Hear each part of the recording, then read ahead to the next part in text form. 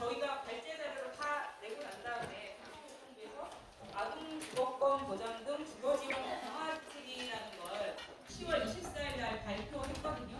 그 중요 내용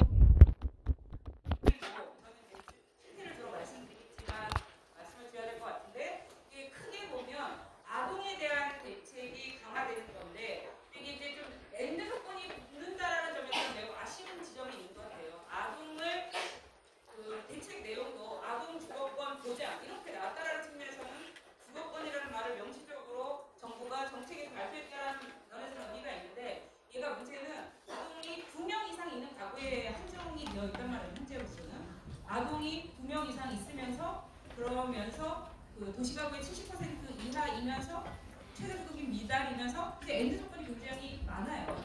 그런 면에서 이제 가장 특히나 아쉬운 건 아동을 2명이라는 거. 이제 정부에서 정부 입장에서는 이거라도 먼저 하겠다 이런 의미였을 것 같은데, 이제 아동은 그렇고, 그다음에 비주택 쪽에 크게 두 파트인데 청년, 그러니까 아동이 있는 가구와 그다음에 비주택에 관해서 좀 굉장히 강화하겠다는 내용인데, 비주택, 주택기회 거처 쪽에는 얘도 이제 또 엔드 조건이 많죠.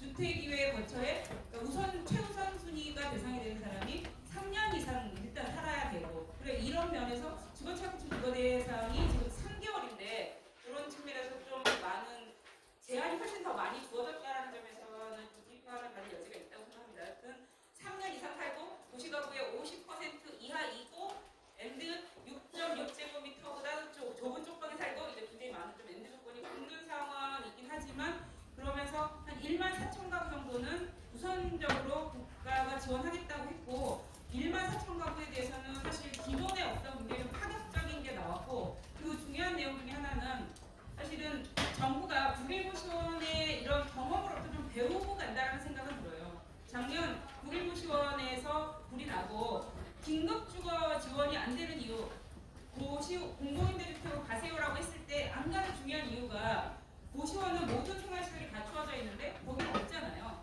거기 그 외곽에 있는 공공임대주택으로 가면 생활 편의시설이 없기 때문에 냉장고, 세탁기, 가스레인지 이런 것들이 다 갖추어진 그런 것까지 지원하고 이사비도 지원하고 등 좀 많은 그런 주거 지원이 함께 행해진다는 점에서는 또 긍정적인 측면이 있다고 생각해요. 이게 지금 요번에 10월 24일에 발표된 정책은 기존과는 좀 다른 측면들이 그런 점에서 있다. 그리고 가장 큰 것은 제가 판단하기에는 정부는 그렇게 생각했는지 모르겠으나 권리로서 인정된 거. 아동의 주거권. 그러니까 정말 최소한 4명이 한 번에 사는 거는 없게 하자. 도시가구 70% 이하의 소득이면서 라고 생각을 하거든요. 그래서 그런 사람들에게는 전세임대와 매입임대주택으로 이동할 권리가 주어졌다라는 점에서, 그리고 아까 이제 비주택 같은 경우에도 3년 이상 살면은 그래도 정부에게 전세 매입임대로 굉장히 좁은 방에서 3년 이상 산 경우, 도시가구의 50% 이하라는 소득 제한이 있긴 하지만 그런 경우에는 이제 권리로서 주어졌다는 점에서 굉장히 큰 의미가 있다고 생각하고요. 그리고 굉장히 중요한 진전 중에 하나가, 저희가 가난한 분들이 공공임대주택으로 잘 이전을 못하는 것 가장 중요한 게 뭐였냐면 보증금, 전세, 매입임대주택의 보증금이었잖아요. 근데 작년에 11월 달에 정책 발표하면서 보증금 없는 매입임대주택이 생겼는데, 이번에는 그걸 매입임대주택뿐 아니라 국민행복주택으로 확대하겠다. 행복은 아닌 것 같은데, 국민 연구까지는 확대하겠다. 행복은 제가 지금 잘 기억이 안 나고, 보증금 없는 공공임대주택이 확대된다는 거, 우리나라에. 그런 점에서 좀 다르고, 그 다음에 아동과 관련해서는 지금 여기 청구산 아동 관련된 단체들이 많이 계신데, 아동과 관련해서 지금 중요한 진전 중에 하나라고 보여지는 건 전세임대라는 게, 우리가 많은 비판을 하지만 사실 아동이 있는 가구는 굉장히 유용하게 사용하고 계시잖아요. 그래서 얘가 아동 2명 이상인 경우에는 1억 2천만 원, 전세가 신혼부부 청년 수준으로 올라가는, 참 좀 말이 안 되는 거라고 생각해서 순서가 청년 신혼부부보다 아동이 있는 가구가 더 후순위에 있었던 건데, 아동이 2명 이상 있는 가구의 경우에는 전세 보증금을 최대 1억 2천까지 지원하고, 아이가 3명이 되고 4명이 되면 아동 1명마다 2천만 원씩 더 전세 보증금이 늘어난다는 점. 그리고 이런 아동 수에 따라서 전세 임대주택의 이율이 저렴해진다는 거, 좀 여러 가지 측면들이 있어요. 그래서 좀 정책을 보시고 잘 활용하는 것이 필요하겠다. 그래서 적어도 지금 정부가 3만 호를 발표했는데 매우 아쉽죠. 3만 호보다는 훨씬 더 많은 사람들이 정책 대상이어야 하지만 3만 호에 관해서는 저희가 좀 이제 이런 상상을 할 수 있게 된 것 같아요. 쪽방에 몇 년씩 살았어. 장애인 분이신데 화장실도 재래식이어서 가지 못해서 지하철까지 가고 이런 분들은 우선적으로 지금 전세나 매입대책으로 갈 수 있는 방법이 생겼다는 점에서 좀 적극적으로 활용해야 된다는 측면에서 한 5분 정도 길게 정책을 말씀드리고 제가 원래 맡았던 그 비적정 주거 실태에 관해서 좀 말씀을 드리도록 하겠습니다. 말씀드릴 순서는 주거권과 비적정 주거, 그 적절한 주거라고도 번역할 수 있고요. adequate housing인데 영어로는 우리가 그 쓰는 용어가 아니라 국제적으로 쓰는 거죠. 적절한 주거 혹은 적정 주거. 이거 그 물리적으로도 괜찮은 집이어야 되고 소득에 비해서 너무 비싼 집이면 안 되는 거죠. 그러니까 뭐 보통 국제적인 기준은 알아야 30보다는 낮아야 된다라는 그런 점이고요. 그다음에 아동 주거 빈곤 현황에 대해서 말씀을 드리고 그다음에 주거복지 현황과 개선 방안에 관해서 말씀을 드리도록 하겠습니다. 우선 그 정부의 의무, 유엔에서는 적정 주거를 보장해야 될 의무를 정부에 지우고 있는데 지방정부도 마찬가지죠. 지금 우리나라는 중앙정부에 비해서 지방정부들이 주거권 옹호를 사실 거의 안 하고 있는 상황이라는 점에서 이 의무 주체가 누구냐, 권리 주체가 누구냐라는 측면에서 12월 24일, 10월 24일날 대책은 의미가 있었다고 생각합니다. 그러니까 의무라는 건, 아니, 그러니까 우리가 권리라는 건 의무 주체가 있는 거거든요. 그래서 계속 좀 근데 아쉬운 건 국제사회는 우리에게 정부의 정책은 단지 좋은 의도의 나열, 선언으로 붙여서는 안 되고 우리 사회가 동원 가능한 모든 자원을 동원해서 이 문제를 해결하라는 건데 그런 점에서 이게 적절한 건지는 상당히 좀 의심이 있죠. 우리가 지금 최대한 동원할 수 있는 게 주거급여 예산이 한 1조 5천억 정도 되는데 우리 500조가 넘는 예산 중에서 주거급여에 동원할 수 있는 게 이것밖에 안 되나. 그러면서 우리는 지금 9.19 시원에서 최대 서울에서도 23만 3천 원밖에 안 주니까 주거급여를 받아도 고시원에 갈 수밖에 없는 이런 상황에 관해서 좀 우리 사회가 계속 또 고민을 해야 될 거라고 생각합니다. 비적정 주거를 없애는 게 우리가 가장 중요한 것이고 UN SDG라는 것을 통해서 2030년까지 국제사회가 국가 정부에게 유일한 목표로 삼게 한 건 사실은 슬럼을 없애는 거예요. 2030년까지 우리는 그러니까 쪽방 같은 거, 고시원 같이 물리적으로 너무 열악한 걸 없애는 게 우리 정부가 그리고 다른 나라 정부가 유엔에 약속한 것이거든요. 그래서 이 최저소득계층 그리고 가장 열악한 계층들에 대한 주거를 우선으로 해결하라는 게 국제사회의 요구이고요. 근데 우리나라는 지금 현재 작년에 9.19 시원이 이제 아마 가보신 분들이 계실 텐데 거기서 가장 놀라웠던 건 9.19 시원이 있는 청계천변에 섰을 때 전혀 빈곤을 눈치챌 수 없다는 거예요.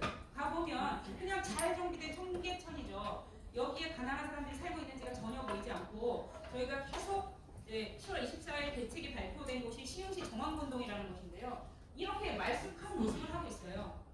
겉으로 보기에는 이렇게 말쑥한데 안으로 들어가 보면 방 한 칸에 아이랑 부모랑 사니까 거의 지옥과 같은. 저희가 조사해 보면 고시원보다도 스트레스 정도가 더 심해요.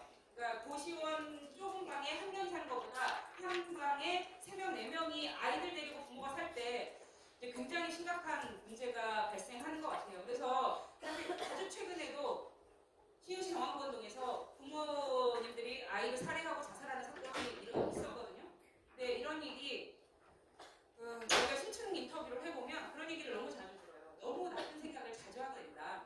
그러니까 아이를 키우면서 주거 문제를 해결하지 못할 때 자살 충동은 저희가 통계적으로도 조사를 해봤는데 사회조사라는 걸 통해서 굉장히 높게 나타나더라고요. 그래서 옛날에 판단초는 눈에 보이는 빈곤이어서 어떻게든 문제를 해결하자라는 정책 의지라도 있었는데 지금 이렇게 이제 흩어져 버려서 이게 마치 가난함이 없는 것처럼 우리가 생각하기 쉽고 정책에서 지금 상당히 소외되면서 특히나 지난 이명박 박근혜 정부를 거치면서 이 가난한 사람들의 주거 문제가 굉장히 주거복지 쪽에 힘이 안 실렸죠.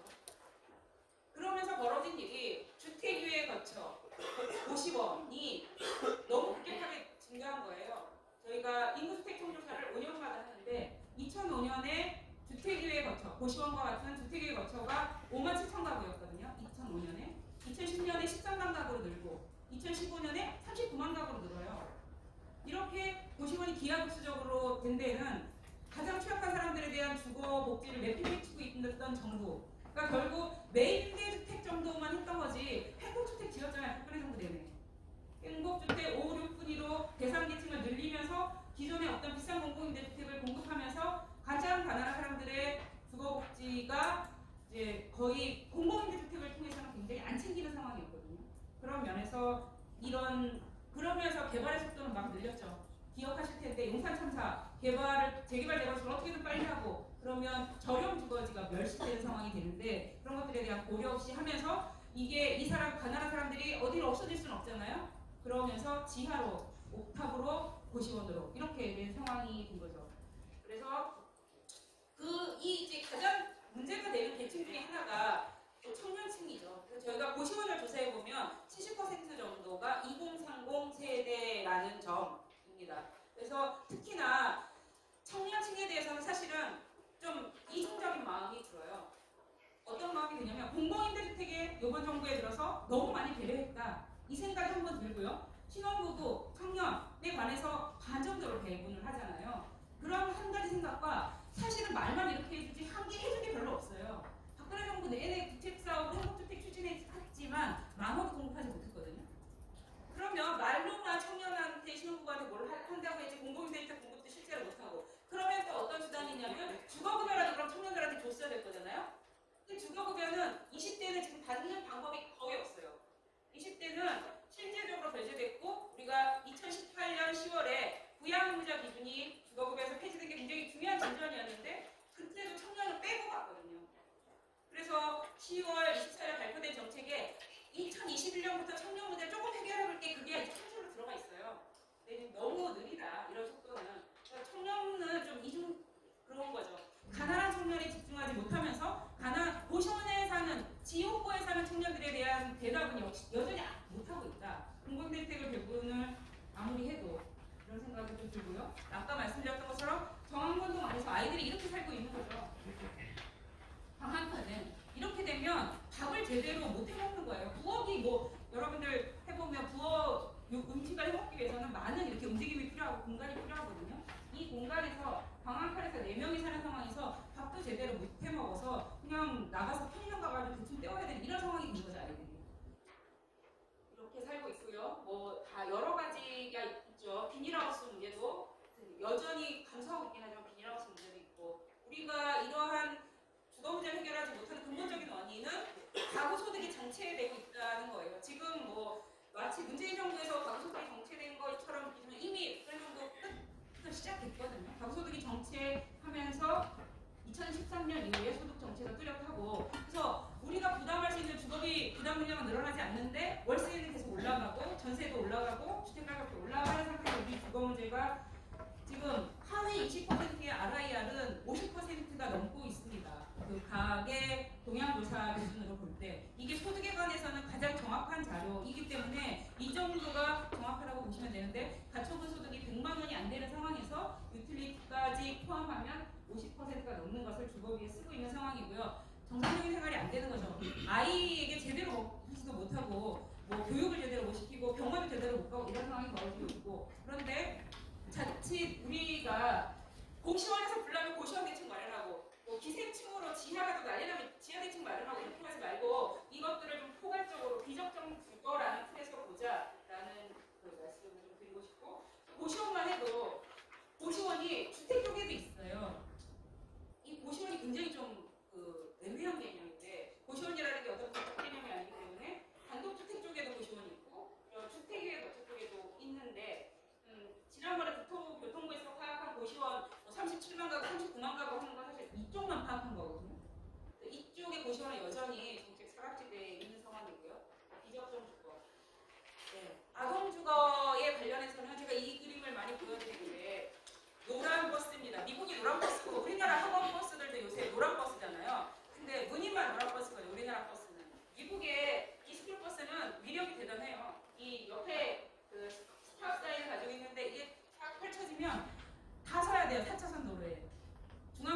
없으면 다 세야 되는, 그러니까 아동에게 특권을 줘야 되는 게 선진 사회인데 우리는 아까 제가 좀 청년 신혼부부에 비해서도 아동이 주거 정책에 있어서 후순위로 물려 있었거든요. 그러면서 전세 임대주택을 청년 신혼부부는 1억 2천만 원씩 해주면서 아동은 8천 9천만 원까지가 이 상한선이 이런 이상한 상황이었는데 이게 이번에 조금 개선됐다. 아동에 관해서는 우리 사회가 특별히 관심을 갖고 보아야 되고 아까 말씀드렸던 내용인데 그러니까 어느 가구보다도 자살 충동이 높다. 통계청의 사회조사의 결과이고요.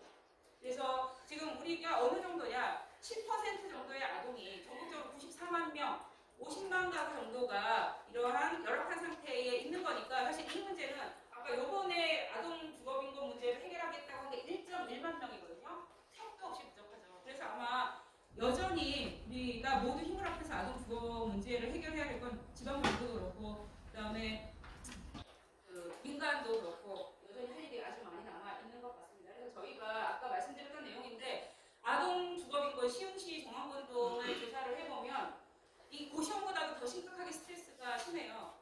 우리가 자살 척도로 보통 조사하잖아요. 집에 대해서 어떻게 생각하세요? 그러면 보통은 보통이라고 대답하거든요. 3점으로 대답을 하는데 여기는 못 살겠다라고 대답을 하는 거예요. 너무 열악하다라고 대답을 하는 경우가 고시원보다도 더 많고 그리고 이게 이제 뭐 좁은 문제, 좁다라는 게 여러분 생각보다 굉장히 심각한 문제고요. 방이 하나밖에 없어서 아이들이 문 닫고 들어갈 방이 없는 상황은 아마 여기 사춘기 아이들 키워보신 분은 아실 텐데 이게 싸울 공간, 이렇게 분리될 공간이 없는 거, 화가 나 있는 엄마와 아이와 분리될 공간이 없는 건 아이가 그냥 현관문 닫고 나가버리는 거죠. 이런 상황이 발생하는 매우 심각한 문제를 야기하는 경우를 많이 보게 됩니다. 이런 문제뿐 아니라 위생 문제도 상당히 심각해서 뭐 바퀴벌레, 곰팡이 이것들은 아동의 건강하고 직결되죠. 저희가 서울시 조사에서도 똑같은 게 나타나더라고요. 저희가 놀랬던 건 서울시 조사에도 진해 얘기가 나와요. 진해 얘기가 나와서 아이들이 병원에 실려가고 뭐 귀에 벌레가 들어서 새벽에 막 이런 얘기가 벌어지고 있습니다. 우리 세계 11위의 경제대국에서. 우리가 전혀 정책 수단을 안 가지고 있는 건 아니고 최저주거기준이라는 게 만들어져 있고 예전에 주택법, 현재는 주거기본법에 의해서 이 밀집 지역에 대한 우선 지원 실행 이런 법적인 것도 있는데 사실은 그냥 거의 사문화되다시피 한 건데 이런 것들을 우리가 좀 살려내야 되지 않나 싶습니다. 여기는 수원시 말이 이가고 머리가 거꾸로 나오는데 지금 제가 말을 급하게 하다 보니까 머리로 성남시를 생각하면서 성남시 중앙구 상대원동인데요. 머리가 이렇게 여기가 잘 안 보이시지만 아주 끝까지 이렇게 높은 이렇게 산 기탈이에요. 아이들이 많이 사는데 아이들을 데리고 갈 곳이 하나도 없어요. 그러니까 집도 가난한데 그 동네도 가난한 거예요. 나갈 데가 없어요. 공원도 없고 도서관도 없고 아무것도 없는 거죠. 네, 그래서 이런 부분들을 좀 우리가 해결해야 한다라는 생각. 이 길거리에서 이렇게 시흥시 정원구동에서 노는 거죠. 아이들이 위험한 차랑 같이 놀고 있고. 그래서 이거는 전세 임대주택의 보증금을 상향해야 된다. 아동 있는 가구. 이게 10월 24일 날 대책 나오기 전에 나온 거라서 이랬고 이런 것들은 대책에 맞춰서 잘 전달을 해주시기를 부탁드리겠습니다. 하여튼 주거권 특보는 가장 가난한 사람들의 문제. 우리나라 주거권의 수준을 알기 위해서는 유엔 주거권 특보가 작년에 우리나라에 방문하셨죠. 레일리아 파루나 캐나다 주거권 특보가 방문하셔서 가신 곳은 고시원, 쪽방, 그다음에 재건축 현장이었어요. 근데 아쉬운 건 이분이 가셨던 데마다 다 지금 사망사고가 일어나서 제가 데스노트라고 하는 거예요. 쪽방에서 돌아가시고 고시원에서 돌아가시고 재건축에서의 지금 세입자 대책이 없는 재건축에서 돌아가시는 문제가 계속 반복되고 있는 그런 상황이죠. 가장 가난한 사람들의 주거 상황을 봐야 주거권을 알 수 있다. 근데 저희가 특히 이 부분을 좀 말씀을 드려야 될 것 같은데 쪽방 요번에 대책 10월 24일 대책에 강조되는 지점 중에 쪽방이거든요. 근데 이게 사실 수원시에서도 지금 와 계신데 수원시에서도 당연히 쪽방이 있는데 공식적으로는 쪽방 없는 거 아시죠? 경기도에는 쪽방이 하나도 없어요. 전국적으로 서울, 인천, 대구, 부산 하나가 어디지? 대전 이렇게 5개만 있고 경기도에도 쪽방이 하나도 없다는 거예요. 그래서 이 무시되고 있는 쪽방을 찾아내서 이분들을 취약계층 아까 말씀드렸던 주거 지원으로 연결하는 것 이런 것들이 이제 지자체와 민간 저희들이 힘을 합해서 해야 되는 일이죠. 그러니까 쪽방촌이 아닌 쪽방 지역. 그래서 사실은 저희 연구소에서는 지금 강남구에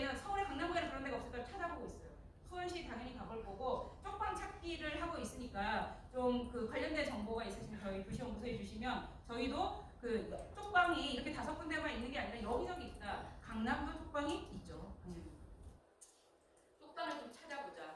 그리고 비적정 주거를 위해서 언제까지 이 문제를 해결해야 될 것인가. 예산과 시간 계획이 세워진 그 하우징 스트래티지, 주거 전략을 만들라는 게 유엔 주거권 특보의 계속적인 권고예요. 그냥 말로만 하지 말고 언제까지 이 문제를 해결할 것인지를 약속해라. 그런 점에서 그 10월 24일 정책에 대해서 이제 나중에 토론하실 때 굉장히 비판적으로 말씀들 하시겠지만 얘는 최소한 3만 가구에 대해서는 2022년까지 해결하겠다. 이게 있거든요. 그러니까 굉장히 부분적이라는 점에서는 좀 비판받아야 마땅하지만 하여튼 시간 계획이 있다라는 점에서는 또 긍정적인 면도 있다고 판단하는데요. 이 노무현 정부 때 원래 이런 시간 계획이나 주거복지 로드맵이라는 이름으로 아예 발표가 됐었더라고요. 그때 계획은 2017년까지는 최저주거 기준 미달가구를 다 없앤다였어요.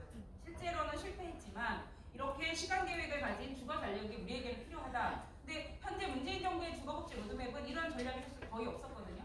그냥 공공임대주택을 배분한다. 이게 대부분이었지. 그러면은 문재인 정부가 끝나고 나면 우리의 주거 문제가 얼마나 해결될지. 저희 227만 가구 정도가 지금 가장 문제거든요. 그러니까 최저주거 기준에 미달하거나 지하 옥탑 고시원에 살고 있는 227만 가구를 5년이 지나면 얼마나 해결될지에 대한 전혀 로드맵이 없었다는 점에서 문제인데 부분적으로도 그 문제가 좀 해결되었다. 점이고 주거복지 전달 체계의 문제는 잘 아실 거예요. 특히나 정부가 이렇게 정책을 발표하고 그것들을 일선에 보도자료 내고 나면 끝이 아닌 거잖아요. 아마 여기 지금 10월 24일 정책 내용에 관심이 있는 분들도 많이 알고 또 보도자료가 엄청 두꺼워. 그걸 다 기억하기가 일선 공무원들은 불가능하죠, 거의. 근데 다 기억하지 못하더라도 계속 기억해서 있는 제도가 전달되지 않으면 없는 거랑 마찬가지잖아요. 그러니까 전세임대주택 즉시 지원 제도라는 게 있는데 이게 잘 뭐 어떤 면에서 좀 문제가 삐걱삐걱하고는 있지만 제도로서 전세임대주택 즉시 지원 제도라는 게 있는데 이게 전달되지 않으면 없는 거잖아요. 그런 면에서 이 전달체계가 굉장히 중요한데 여하튼 문제다 그런 얘기를 좀 드리고 주거복지 예산은 아까 말씀드렸죠. 우리 주거급여 예산이 1조 뭐 6천억, 7천억인데 올해 구령 떨어져서 1조 5천억을 못 쓸 것 같고요. 그리고 전체 주거복지 예산이 2조가 안 돼요. 주거급여 외에는 거의 예산이 없고 그러다 보니까 집수리도 없고 그다음에 어제 그래서 국토부 과장님, 주거복지정책과장님이 오셔가지고 내년에 지자체에 10억 정도를 하겠다고 했는데 사실 그 부분은 너무 아쉽죠. 중앙정부 사업으로 지자체에 뿌려지는 예산 배분이 10억이라는 건 너무 아쉽습니다. 중앙정부가 주거복지를 강화, 정책은 저 말고 더 말씀해 주실 테니까 좀 넘어가고 저희가 주거급여와 관련해서 지금 2014년부터 지자체들을 조사해보면 어떤 현상을 일관되게 발견하냐면요. 주거복지 상합지대라고 말하기 좀 민망하다. 100%라고 할 때 소득으로 보면 저희가 기준으로 보기에는 소득으로 보면 중위소득의 44% 이하여서 주거급여를 받아야 되는데 받는 사람은 25% 미만의 어느 지자체나. 그래서 처음에 시험조사했을 때 저희가 조사 잘못한 줄 알았더니 이게 계속 이렇더라고요. 모든 지자체에서. 그럼 이게 맞다고 봐야 되겠죠. 몇 년간에 계속 어떤 지자체를 조사해도 부양 의무자 기준, 자산의 소득 전환, 환산에 이런 문제 때문에 이런 게 발생하고 특히 이제 청년들한테 주거급여를 아예 안 주고 있으니까요, 거의. 이러면서 이런 현상이 발생하고 있는데 그 문제에 대한 빠른 해결이 좀 필요하겠다. 그래서 아동 청년의 주거 바우처, 서울시에서 내년부터 1,000억을 들여서 청년들에 대해서 주거 바우처를 한다라는 건 저는 굉장히 개인적으로 환영할 소식이라고 생각합니다. 그러니까 이런 문제가 발생하고 있는 거죠. 영국은 연령대 이게 연한계 영국이거든요. 청년이라고 주거급여를 많이 못 받지 않는 게 우리나라가 이겁니다. 우리나라는 연령대에 따라서 주거급여를 받는 비율이 너무 차이가 난다는 거고 이게 이제 마지막 슬라이드인데요. 그래서 시흥시에서는 아동에 대해서는 별도의 어제 이제 이 자리에서 시흥시장님이 직접 이 설명을 많이 해주셨는데 중앙정부의 주거급여 가지고는 아이가 있는 가구는 특히 못 받거든요. 그러니까 주거급여가 한 250만 원 4인 가구 기준으로 250만 원 넘어가면 못 받는데 그런 사람들이 다 아까 그 단칸방에 살고 계신 분들이 그런 거예요. 공단에서 시화공단에서 250만 원 벌면서 아이 키우면서 단칸방을 못 벗어나고 계신 게 그러니까 중위소득의 60%까지 지금 우리나라의 주거급여는 중위소득의 44%까지 주는데 60%까지를 대상으로 하고 부양의무자 기준은 아예 없고요. 그리고 아이가 있으면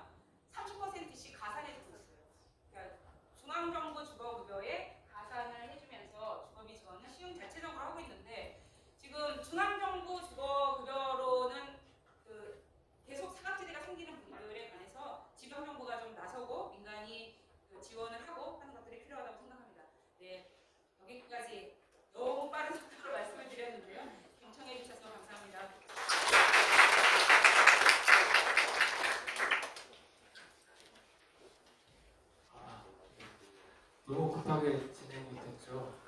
정말 죄송했다는 말씀 먼저 드리고요. 또 시간이 없어서 그 다음 발제 순서이신 김선미 서울주거센터협회 정책국과장을 바로 모시겠습니다. 큰 박수로 환영해 주세요.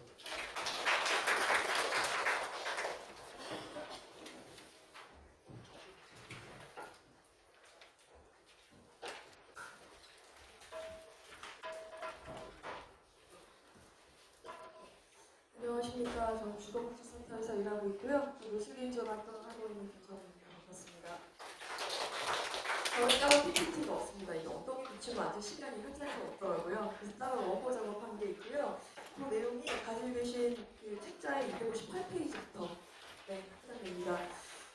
앞에서는 이제 비적정 주거 얘기해 주시면서 이제 아동 포함 가구에 가구가 어디에 어떻게 살고 있는지 이런 모습도 자세히 설명을 좀 해주셨고, 마지막에 이제 주거비 지원 제도도 말씀해 주셨는데, 저는 좀 지금 이제 시행되고 있는 주거 취약계층 주거 지원 사업에 대해서 조금 말씀을 드리려고 합니다. 보다 조금 현실태를 어떻게 바꿀지에 대한 얘기를 드릴 것 같습니다.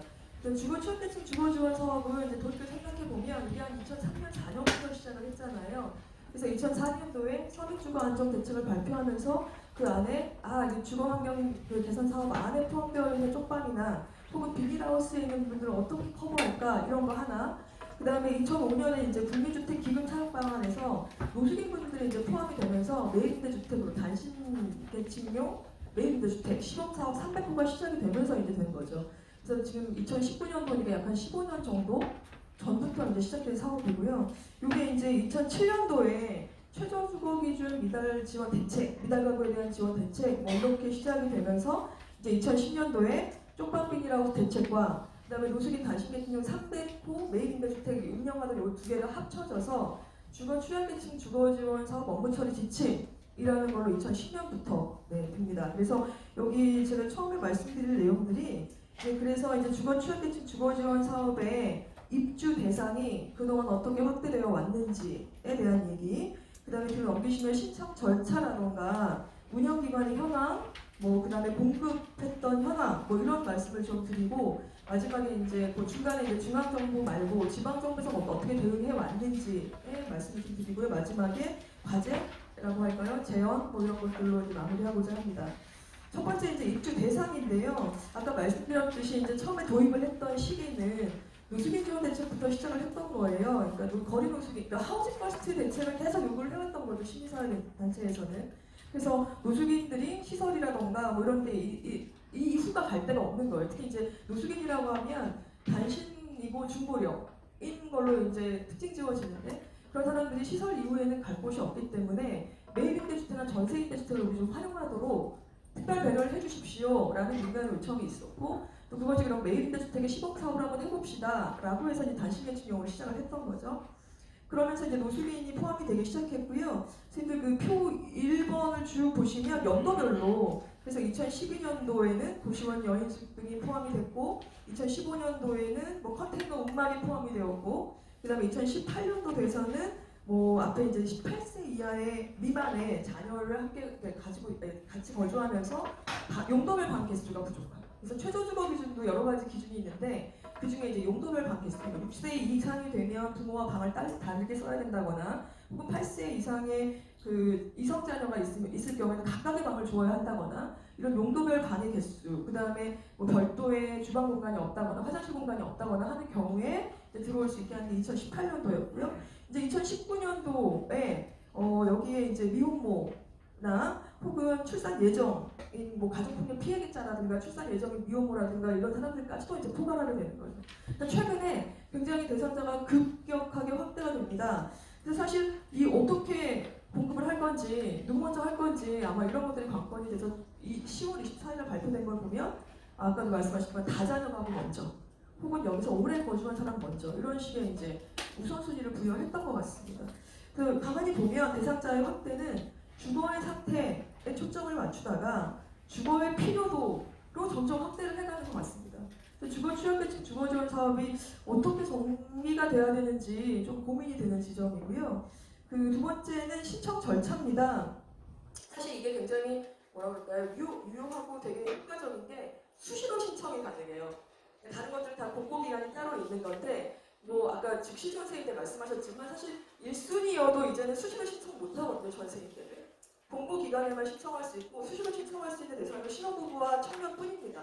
그래서 오히려 아동을 포함하고 있는 가구는 뒤로 밀리거나 혹은 중고령의 건강이 되게 취약한 분들이 뒤로 밀리는 상황이 벌어지고 있거든요.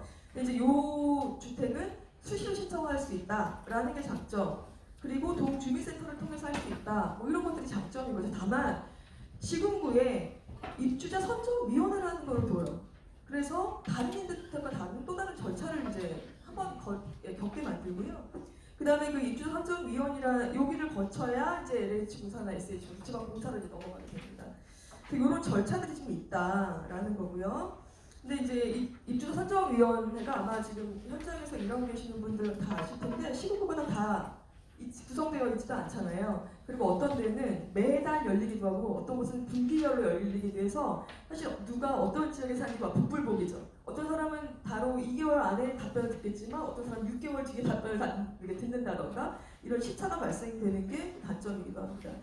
다음 이제 운영기관인데요. 사실 이런 거는 지금 뭐 사회주택 쪽에서는 주택의 관리라던가 뭐 수익사업으로서 이제 가져갈 수 있는 운영기관을 두고 있는데 이 운영기관을 또 두고 있습니다. 특히 이제 매입대 주택이 그런데요.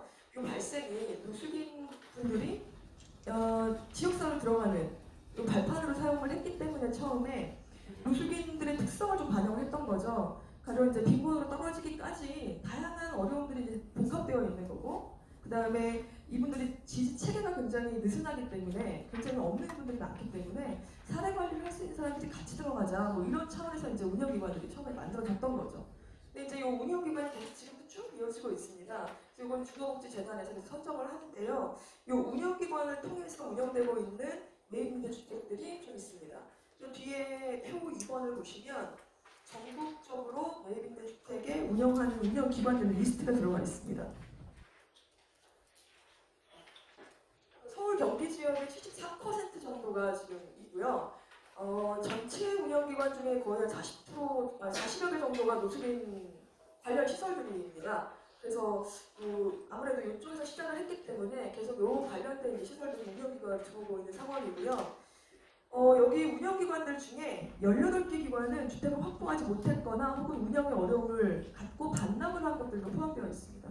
그리고 재단에서 최근에 받은 자료인데요. 이런 운영기관에 대한 정비도 지금 필요한 상황이다라는 거고, 평균적으로 지금 한 58개 기관이 1,900호 정도 운영을 하고 있으니까 그냥 상식적으로는 한 35호 정도를 운영을 하고 있다라고 생각이 됩니다. 이 운영기관들이 하고 있는 사업을 다시 한번 말씀드리겠습니다. 이제 다음 네 번째 살펴볼 현안은 공급인데요.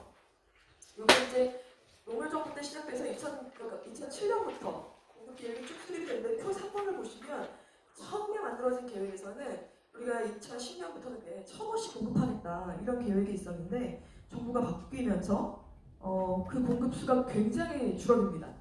그래서 표 3번을 보시면 표 4번인데 표기가 잘못됐네요. 표 다음 표를 보시면 주거취약계층 주거지 연도별 공급 실적을 보시면 많이 줄다가 2016년도부터 다시 조금씩 회복을 하고 있고요. 2018년도에는 좀 많이 공급이 시작되고 있습니다. 아마 이번 10월에 공급 대책이 다시 발표가 됐으니까 내년도에는 더 많이 공급이 증가할 것으로 보입니다. 이 표하고 그 다음에 주거취약계층 주거지원 사업의 재고 현황을 비교해 보시면 공급되어 있는 숫자는 8,900여 호인데 실제로 지금 보유하고 있는 숫자는 6,900여 호이거든요. 약간 2,000여 호의 차이가 나죠. 아마도 이거는 전세임대가 아닐까 하는 생각. 그리고 또 하나 운영기관들이 운영할 때 굉장히 힘들어하는 부분이 뭐냐면 주로 지하에 위치하고 있는 매입임대가 있을 경우에 이제 하자가 심해서 결국 반납을 해야 되는 경우가 생기거든요. 아마 그런 것들이 노수가 발생한 게 아닐까 그런 생각이 듭니다.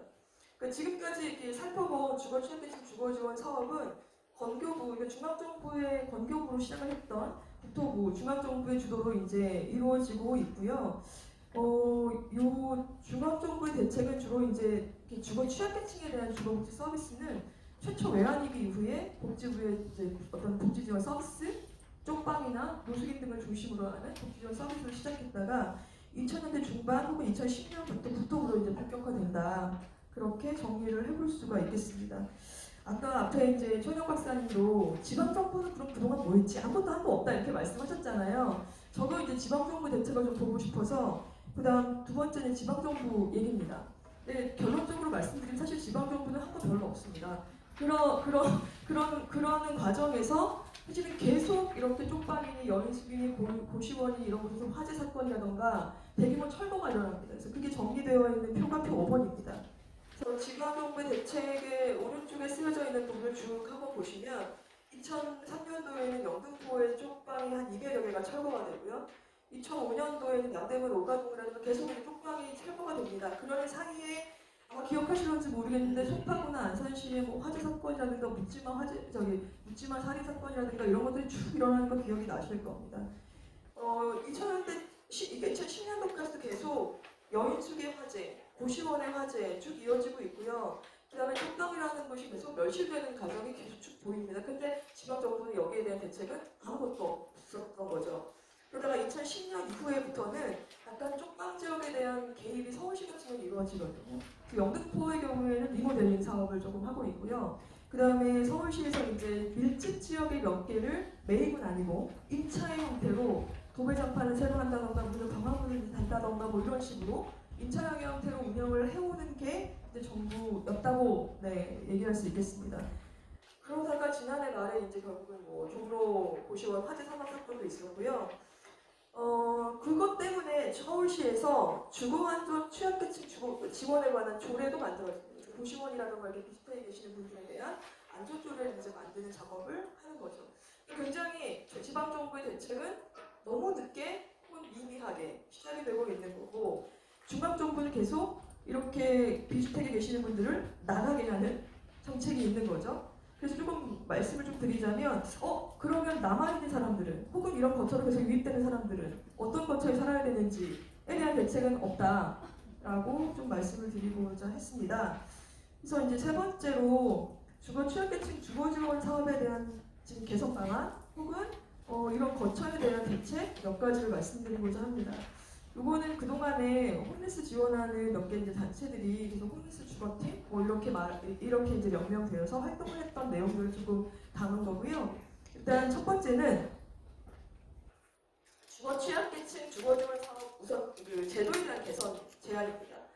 첫 번째는 이제 뭐 무엇보다도 현행 신청 절차가 조금 개선이 되어야죠. 아까 말씀드린 그 입주자 선정위원회는 하지 말자 뭐 그런 내용입니다. 그래서 제가 발제하는 마지막 페이지에 이 선정 신청서가 들어가 있어요. 임대주택 입주 신청서가 별첨 1에 있고요. 별첨 2가 입주자 선정 평가표입니다. 이렇게 입주자 선정 평가표가 있는데 그 밑에 보시면 주거 지원의 필요성, 심사위원이 평가하는 게 거의 60점을 차지해요. 이거 대변하지 않고 그냥 서류만 보고 끝내거든요. 과연 이게 공정성을 담보할 수 있는 거냐? 굳이 입주선정위원회를 두고 이렇게 할 필요가 있는 거냐? 그것도 입주선정위원회가 어디는 구성되어 있고 어디는 되어 있지 않고. 그래서 어떤 데는 공무원이 직접 크게 해가지고 넘기기도 하는데 그러다 보니까 사실 젊은 분들이 많이 제외가 돼요. 연령이 많은 분들을 먼저 이렇게 배려하다 보니까 그런 분들이 좀 있고요. 그래서 지금 이왕에 이렇게 대상이 넓어진 마당에 요 코 점수표도 조금 손질을 해야겠다라는 생각이 좀 들고 지금이야 뭐 공급량이 적었으니까 신청도 굉장히 제한적으로 받으셨겠지만 공급량을 늘릴 계획이시라면 선정위원회를 대폭 개선해서 달리 가야 하지 않을까라는 거고요. 그 다음에 신청서입니다. 신청서 가만히 보시면 사실 모든 공공임대주택 신청서 이렇게 안 생겼어요. 그래서 여기에 보시면 뭐 취업의 현황, 이전에 무슨 일 했는지, 그 다음에 그 어디가 아픈지, 혹은 알코올릭인지 이런 걸 표기하게 하거든요. 사실 이건 굉장히 차별적인 요소이기도 하고 이 심사표를 보는 순간 이렇게 움찔하는 분을 전 많이 봤습니다. 이런 차별적인 요소는 반드시 없어져야 된다라는 얘기 좀 드리고 싶고 그리고 업무 처리 지침 4조에 새로 들어가는 중에 그 주거 지원을 하는 경우 자립할 수 있는 걸로 판단된 사람한테 하게 되어 있어요. 자립을 누가 판단합니까? 그래서 이런 글자를 보는 순간 조금 중고령의 노동 능력을 상실한 분들은 내가 이거 신청 대상이 아닌 거야? 라고 하면서 포기까지 해요. 그래서 이런 것들 분명히 고쳐줘야 된다. 이제 이런 말씀 좀 드리고 싶고요. 그 그다음에 신청 창구에 동주민센터로 많이 가거든요. 그분들이 정확하게 안내할 수 있도록 하는 내용들을 계속 고지를 해줘야 됩니다. 적어도 영구인대는 계속 공문 같은 것도 보내시더라고요. 근데 지금 이런 거 전혀 없이 안내를 하라고 하는 것조차도 좀 뭔가 말이 맞지 않다. 이제 그런 생각이 좀 들고요. 자, 두 번째로 이제 말씀드리고 싶은 거는 매입임대주택 운영기관입니다. 지금 일반으로 되어 있으니까 LH가 직접 대부분의 건물은 LH가 지방정부가 하고 있는 건 거의 없거든요. 근데 이제 일반 LH가 직접 운영하는 것들은 1200호 정도 되고요. 한 1300호 정도 되고요. 운영기관이 운영하는 건 1800호 정도 됩니다. 그러니까 운영기관이 운영하는 매입임대주택이 지금 현재 많은 상태이고, 그래서 가장 두드러지는 문제는 이 운영기관들이 아무런 인건비나 혹은 입주자분들의 사례관리비나 이런 거 없이 그냥 일을 하고 있는 거예요. 본인들이 속한 기관에서 일을 하면서 또 다른 일을 하나씩 병행해 가고 있는 거죠. 그래서 여기에 대한 업무 부담이라던가 혹은 인건비에 대한 책정이 필요하다라는 거. 그 다음에 심지어는 여기는 사례관리에 대한 책임이 사실 강화되어 있어야 되는 건데 입주자가 체납이 됐을 때 연도소송까지 운영기관한테 하라고 하는 거예요. 이거 말이 안 되는 거죠. 사실 저희는 처음에 이런 제도라고 하기엔 좀 그렇고요. 이런 운영 방식을 보고 아 이거 너무 손 안 대고 코 푸시는 거 아니냐. 지금까지도 그렇게 얘기를 하고 있거든요. 그래서 이런 부분은 분명히 정비를 하고 가셔야 된다. 그래서 드리고 싶은 말씀은 주택 관리와 입주자에 대한 사례 관리 업무는 반드시 별개로 가야 된다. 입주자에 대한 사례 관리가 필요하다면 계약은 LH와 혹은 공사와 입주자가 다 1대1로 하되 여기에 대한 사례 관리는 뭐 권역별로 할 수 있는 것들을 공모를 통해서 그렇게 해서 이제 운영하시는 방법이 맞다. 그래서 영국에 보면은 서포트 피플 프로그램이라는 게 있더라고요. 이제 그거는 홈리스뿐만 아니라 희부라던가 혹은 그 성소수자라던가 이렇게 조금 취약한 분들을 지원하는 이런 일들을 권역별로 공모를 통해서 중앙정부가 하고 있더라고요. 그런 것들로 한번 꿰해보시면 어떨까 이제 그런 말씀을 좀 드리고 싶고요. 세 번째는 좀 정확하게 대상자를 파악하는 게 좀 어렵겠지만 그래도 누군가가 적합한 건지를 봐야 되고 그래서 이렇게 소극적인 공급 말고 적극적인 공급 계획을 수립해 주십사 하는 말씀을 드리고자 합니다. 특히 이제 저는 지역별 안배를 말씀드리고 싶은데요. 이렇게 비주택이 몰려있는 곳이 대부분 서울 경기이거든요. 혹은 광역시에서 인구 밀집 지역. 그럼 여기에 이분들이 있어야 되는 이유가 분명히 있어요. 일자리라던가 교통편이라던가 분명히 이런 것들 때문에 여기 있는 건데 그런 분들이 갈 수 있는 보다 안정적인 매입주택을 줄 수 있느냐. 게다가 요즘에 아동 포함 가구까지 포함하면서 주택의 형태가 이제 원룸이 아닌 형태로 가야 되는 상황이 온 거죠. 그러면 거기에 맞는 품질 기준을 과연 맞춰줄 수 있느냐. 이런 계획이 조금 더 구체적이면 좋겠다. 그런 말씀 좀 드리고 싶고 앞에 이제 천연 박사님도 말씀하셨지만 계속 우리 대상자 포함 보면은 PC방, 만화방 이런 식으로 들어가고 컨테이너 이런 식으로 들어가잖아요. 이거 말고 그냥 비적정 주거에 거주하는 사람들이라고 하시고 그리고 나서 뭔가 이렇게 대상별로 가구형에 맞춘 걸로 가야 되지 않을까 이제 그런 말씀을 좀 드렸습니다. 나열하지 마시고 가자 이제 그런 말씀이고요. 그 다음에 마지막으로는 사실 이렇게 공급이 어마어마하게 공급되지 않는 한 이런 거처에, 그러니까 비주택이라고 불리는 거처에 남편분들이 혹은 유입되는 분들이 분명히 있을 겁니다. 그렇다면 이 거처 자체가 좀 개선될 수 있는 방법을 마련해 주십사 하는 건데 그 중에 하나가 이제 현재 있는 거처가 거리 노숙으로 나앉지 않게 하거나 거리 노숙에서 그래도 지역사회로 들어오게 하는 주거 발판이 된다. 이런 것들을 인정하면서 여기에 대한 리모델링 비용을 저리로 대출하는 사업은 어떤가 이제 그런 것들을 좀 제안하고 싶고 그래서 뒤에 이제 저희가 이제 SRO라던가 HMO라던가 섹션 A 프로그램 같은 것들이 있습니다. 이제 이런 말씀을 좀 드렸습니다. 그래서 이런 것들 그러니까 저희 동네 보면요. 저희 언젠가 고시원에 운영하는 고시원 이제 임대인인 거죠. 이분이 저희 센터 오더니 공실이 자꾸 생긴대요. 그러면서 저희 센터에 와서 상담하는 분들 중에 잘해드릴 테니까 저희 잘 예쁘게 개조했으니까 오시게 해달라고 영업을 하기 시작하는 거예요. 이분이 희망복지지원팀까지 찾아가서 막 자기네 고시원 안내도 하고 그러시는 거예요. 근데 조금 더 개조를 했으면 좋겠더라고요. 근데 이분이 제가 가진 돈이 이게 전부라서 라고 하시는 거예요. 이렇게 뭐랄까요. 좀 친절하게 장사하고자 하는 분들한테는 좀 개조 비용을 저리로 하고 대신 임대료를 높이지 않는 조건을 단다거나 뭔가 이런 식으로 해서 여기에 남아서 여기를 이용할 수밖에 없는 분들에 대한 배려도 분명히 있어야 되지 않을까라는 생각에 말씀을 좀 드렸고요.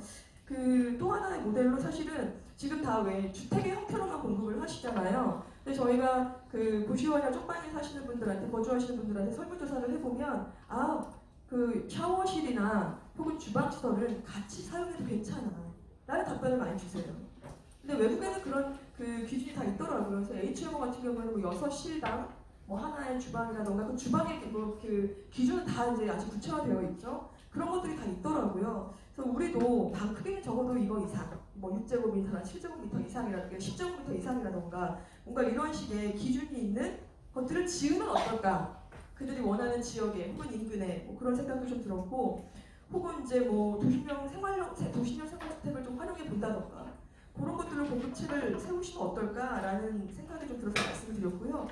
그 종로구에도 사실 쪽방이 굉장히 많이 있거든요. 근데 거기 창신동 쪽에 지금 재개발 이제 계획이 있어요. 그래서 종로구 같은 경우는 그 사별 아파트 지금 거의 허물고 나중에 밑에 이제 상가만 남아있는 여기 위쪽에다가 지금 이분들이 가서 살 수 있는 주택들을 공급할 계획을 종로구가 세우고 있더라고요. 물론 실행이 될지 잘 모르겠습니다. 발표는 되어 있거든요. 그래서 그런 식으로 좀 다중주택에 대한 공급도 고민을 좀 해주시면 어떨까 하는 말씀으로 네, 마무리하겠습니다. 이상입니다.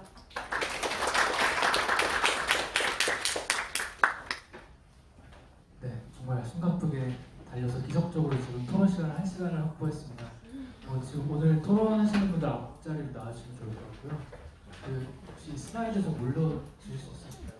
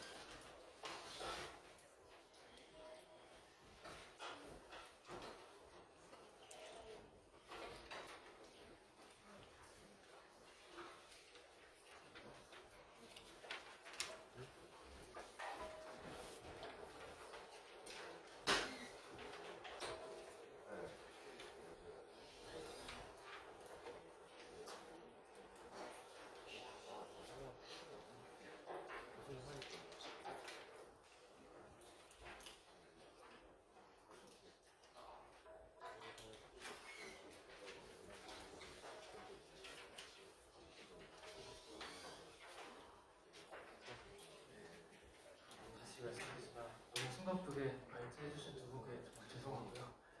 네, 이제 토론을 앞서 시작할 텐데 저는 오늘 사회를 맡은 홍정훈 참여연대 사회복지원에 간 사람입니다. 그래서 좀 무리스럽게 이렇게 진행을 한 이유는 최근에 오늘 플로어에 계신 분들도 좀 많이 질문도 해주시고 참여를 해주시면 좋을 것 같아서 시간을 최대한 땡긴 거고요. 오늘 프로그램을 보시면 아시겠지만 토론 순서가 이제 이동현 홈리스행동 청년활동가 선생님, 임신경 초록우상 어린이재단 용기 아동응원센터 소장님, 그리고 이은상 서울시 노숙인 시설협의회 사무국장님, 그리고 박승현 국토교통부주거복지정책부 사무관님 이렇게 순서대로 가겠습니다. 그래서 이동현 선생님을 첫 토론자로 같이 박수와 함께 맞이해주시기 바랍니다.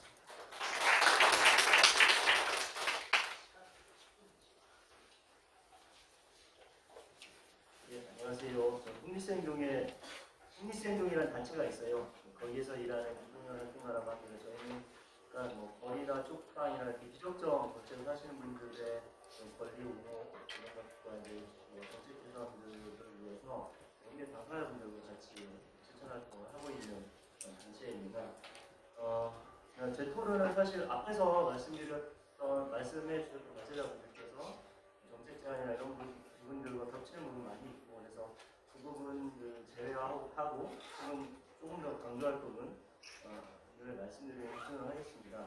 다만 그 작년 10월 24일 날 취약계층 고령자 주거지원 방안이라는 게 공식이 나왔잖아요. 주거복지 노조대 흡수로 나왔고 아마 날짜 맞춘 것 같은데 똑같이 이제 올해 10월 24일 날 그 아동중 주거 대책 전국적 합동으로 세 번째 대책이 나왔는데 그에 대해서 저희 단체 등이 같이 홍익 주거팀이라는 연대체를 끌고 있는데요. 주거팀에서 논평을 낸 게 있습니다. 그 내용 중심으로 말씀을 드리도록 하겠습니다. 종합대책이니까 그에 대한 이야기를 드리는 게 좋을 것 같아서 말씀을 드리겠습니다. 첫 번째로 물량에 대한 얘기입니다. 이게 사실은 이 임대주택 굉장히 부족한 사회에서 충분한 사회로 이용할 수 없기 때문에 다도기적이고 이행기적인 대책이 필요한데 이번 10월 24일 대책에 보면 우선 지원 핵심 대상이라는 것을 만들었습니다. 그래서 정부에서 이번 대책으로 한 45만 가구가 비주택 가구라고 하는데 소득재산 기준 이런 거 빼고도 3년 이상 거주한 가구 뭐 이런 식으로 그리고 6.6제곱미터 이하의 가구라고 하면서 이게 쪽방보다 면적이 작은 가구다라고 얘기하는데 사실 쪽방에 대한 개념 정의가 없어요. 6.6제곱미터와 쪽방이란 상관성 있는 것도 아니고 그런 거거든요. 그래서 이런 식으로 탈락해서 13,000 가구가 45만 가구에서 13,000 가구로 쪼그라듭니다. 이거는 사실은 지침에도 없는 내용. 지침에는 어쨌든 쪽방 모션 이런 그 비적정 거체에서 3개월 이상 거주하면 되거든요. 근데 3개월이 3년으로 도약한 거죠. 그거는 임의적인 기준을 만든 건데 그 갖고 있는 재고에 맞춰서 정책자가 설정한 아주 나쁜 얘기죠. 이렇게 가면 안 되는 거. 이게 이런 임의 기준이 다른 정식 기준이 되고 이러면서 소문도 들어와요. 소문 들어가지고 야 3년 이상 돼야지 들어갈 수 있다라는 거죠. 이런 식으로 왜곡된 정보를 하는 것밖에 안 돼서 이거 좀 없앴으면 좋겠다라는 것이고요. 어쨌든 지침에 보면 15% 정도는 공급하도록 되어 있는데 그럼 한 40% 정도는 매년 계획에 따르면 40% 정도는 공급돼야 되고 그리고 올해 10월에 지침이 바뀌어서 정책 개편이 확 늘었어요.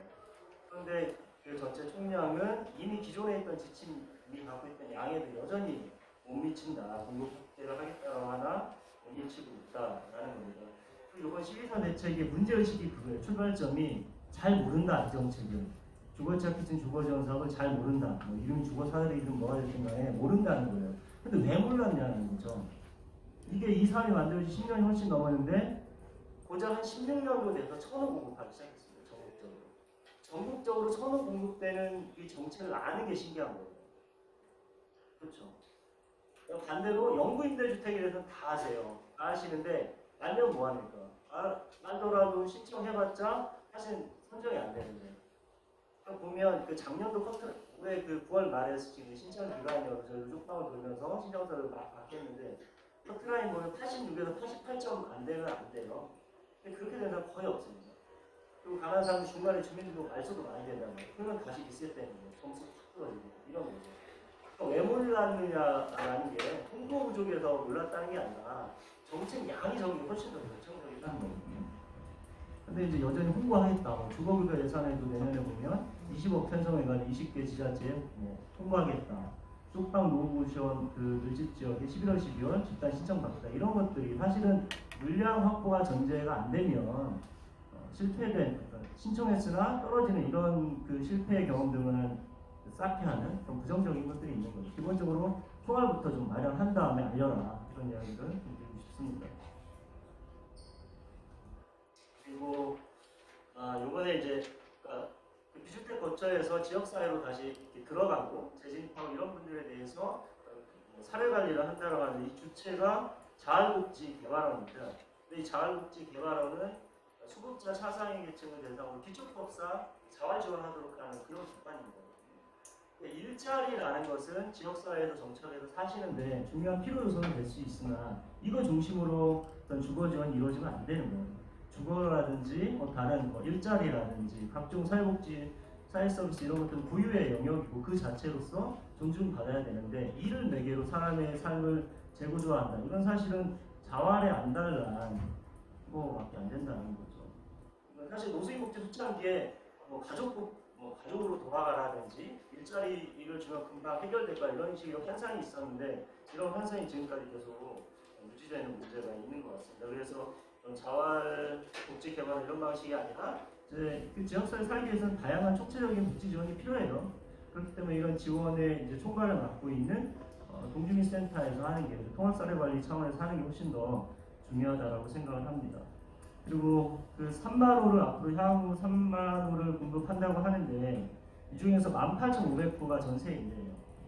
정책하는 사람들 입장에서는 매입보다 전세가 싸니까 당장에 들어가는 돈이 싼데 근데 이게 관리 비용이 계속 들잖아요. 계약, 재계약하는데 이런 부대 비용이 계속 예상 보면 형성이 되거든요.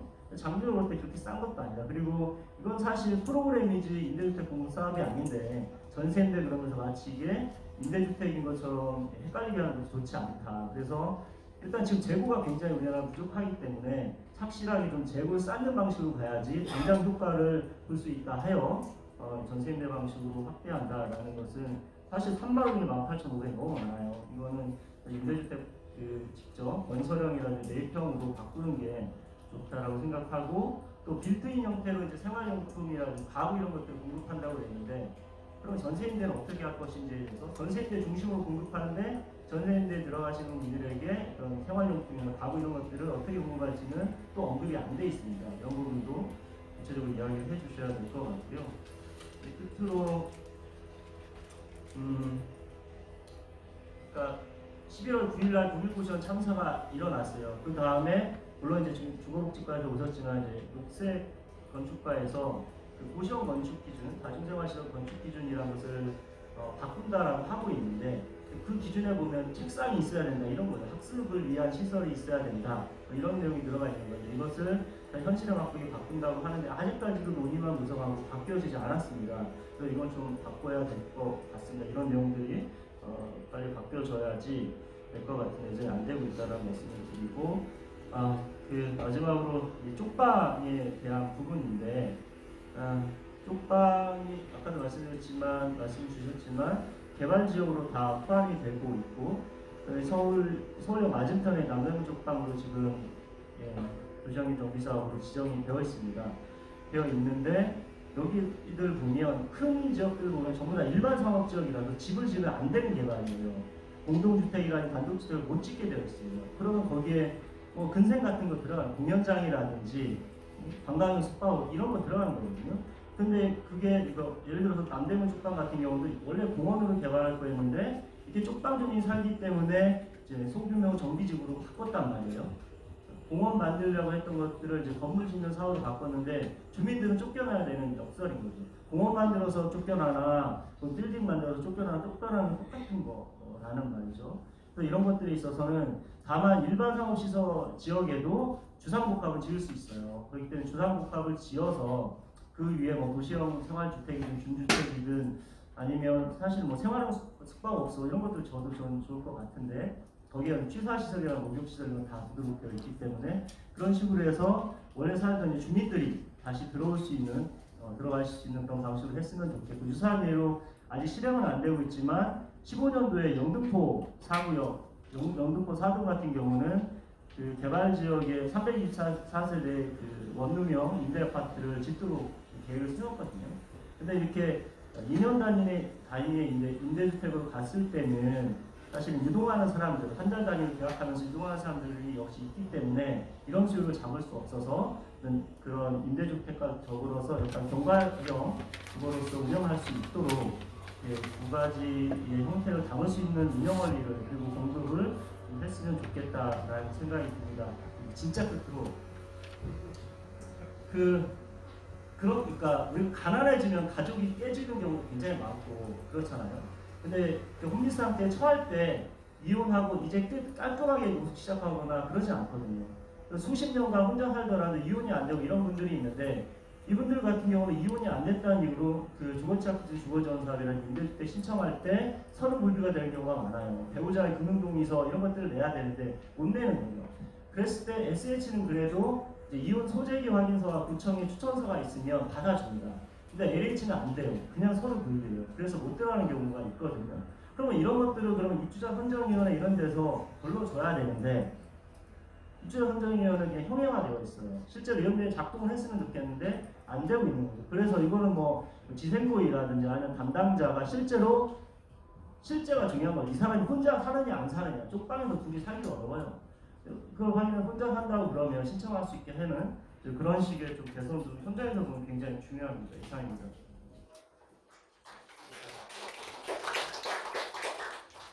현장에서 직접 일하시는 분들은 더 피부에 와닿는 말씀이었던 것 같습니다. 그리고 다음 순서로 김승현 선생님께도 토론해 주시겠습니다. 역시 박수로 함께 맞아주시겠습니다.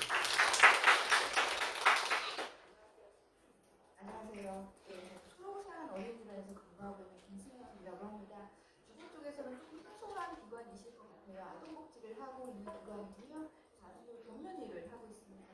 주거와 관련돼서는 저희가 아동 가구에 미래 노동조이라든가 월세라든가 그리고 대구수기 등을 지원하고 있고요. 이와 더불어서 아동 가구가 가지고 있는 문제들을 같이 해결하기 위한 정책개선 사업을 같이 하고 있습니다. 그래서 2013년도부터 집으로 캠페인을 시작으로 17년, 18년 올해까지 최우정 선생님과 함께 계속 연구 진행하고 세미나를 통해서 아동 주거 문제를 계속 알리는 일들을 하고 있고요. 최근에 이제 조금 말씀드리고 싶은 사업은 저희가 서울시와 함께 SH 백호를 아동 최저주거 기준 미달 가구에 지원하는 사업을 하고 있습니다. 그래서 저희가 SH가 백호를 제공하고 저희와 천주교 서울대교구 국민사무위원회에서 함께 이사비와 인터뷰 제공 지원을 사업을 하고 있고요. 예, 제가 대전에 경기아동보호센터에 근무하고 있는데요. 경기아동보호센터는 어제 오늘 많이 거론된 시흥에 있습니다. 예, 시흥에서 저희가 활동을 하면서 시흥시 정황지역 아동들의 주거환경 개선을 위해서 하고 있는데요. 시흥시와 함께 사실은 큰 역할을 해주셨던 게 시흥시 주거복지센터예요. 예, 시흥시와 주거복지센터와 일반 기관들이 함께 그 지역의 아동들의 문제를 해결하기 위해서 같이 연대해서 노력했고요.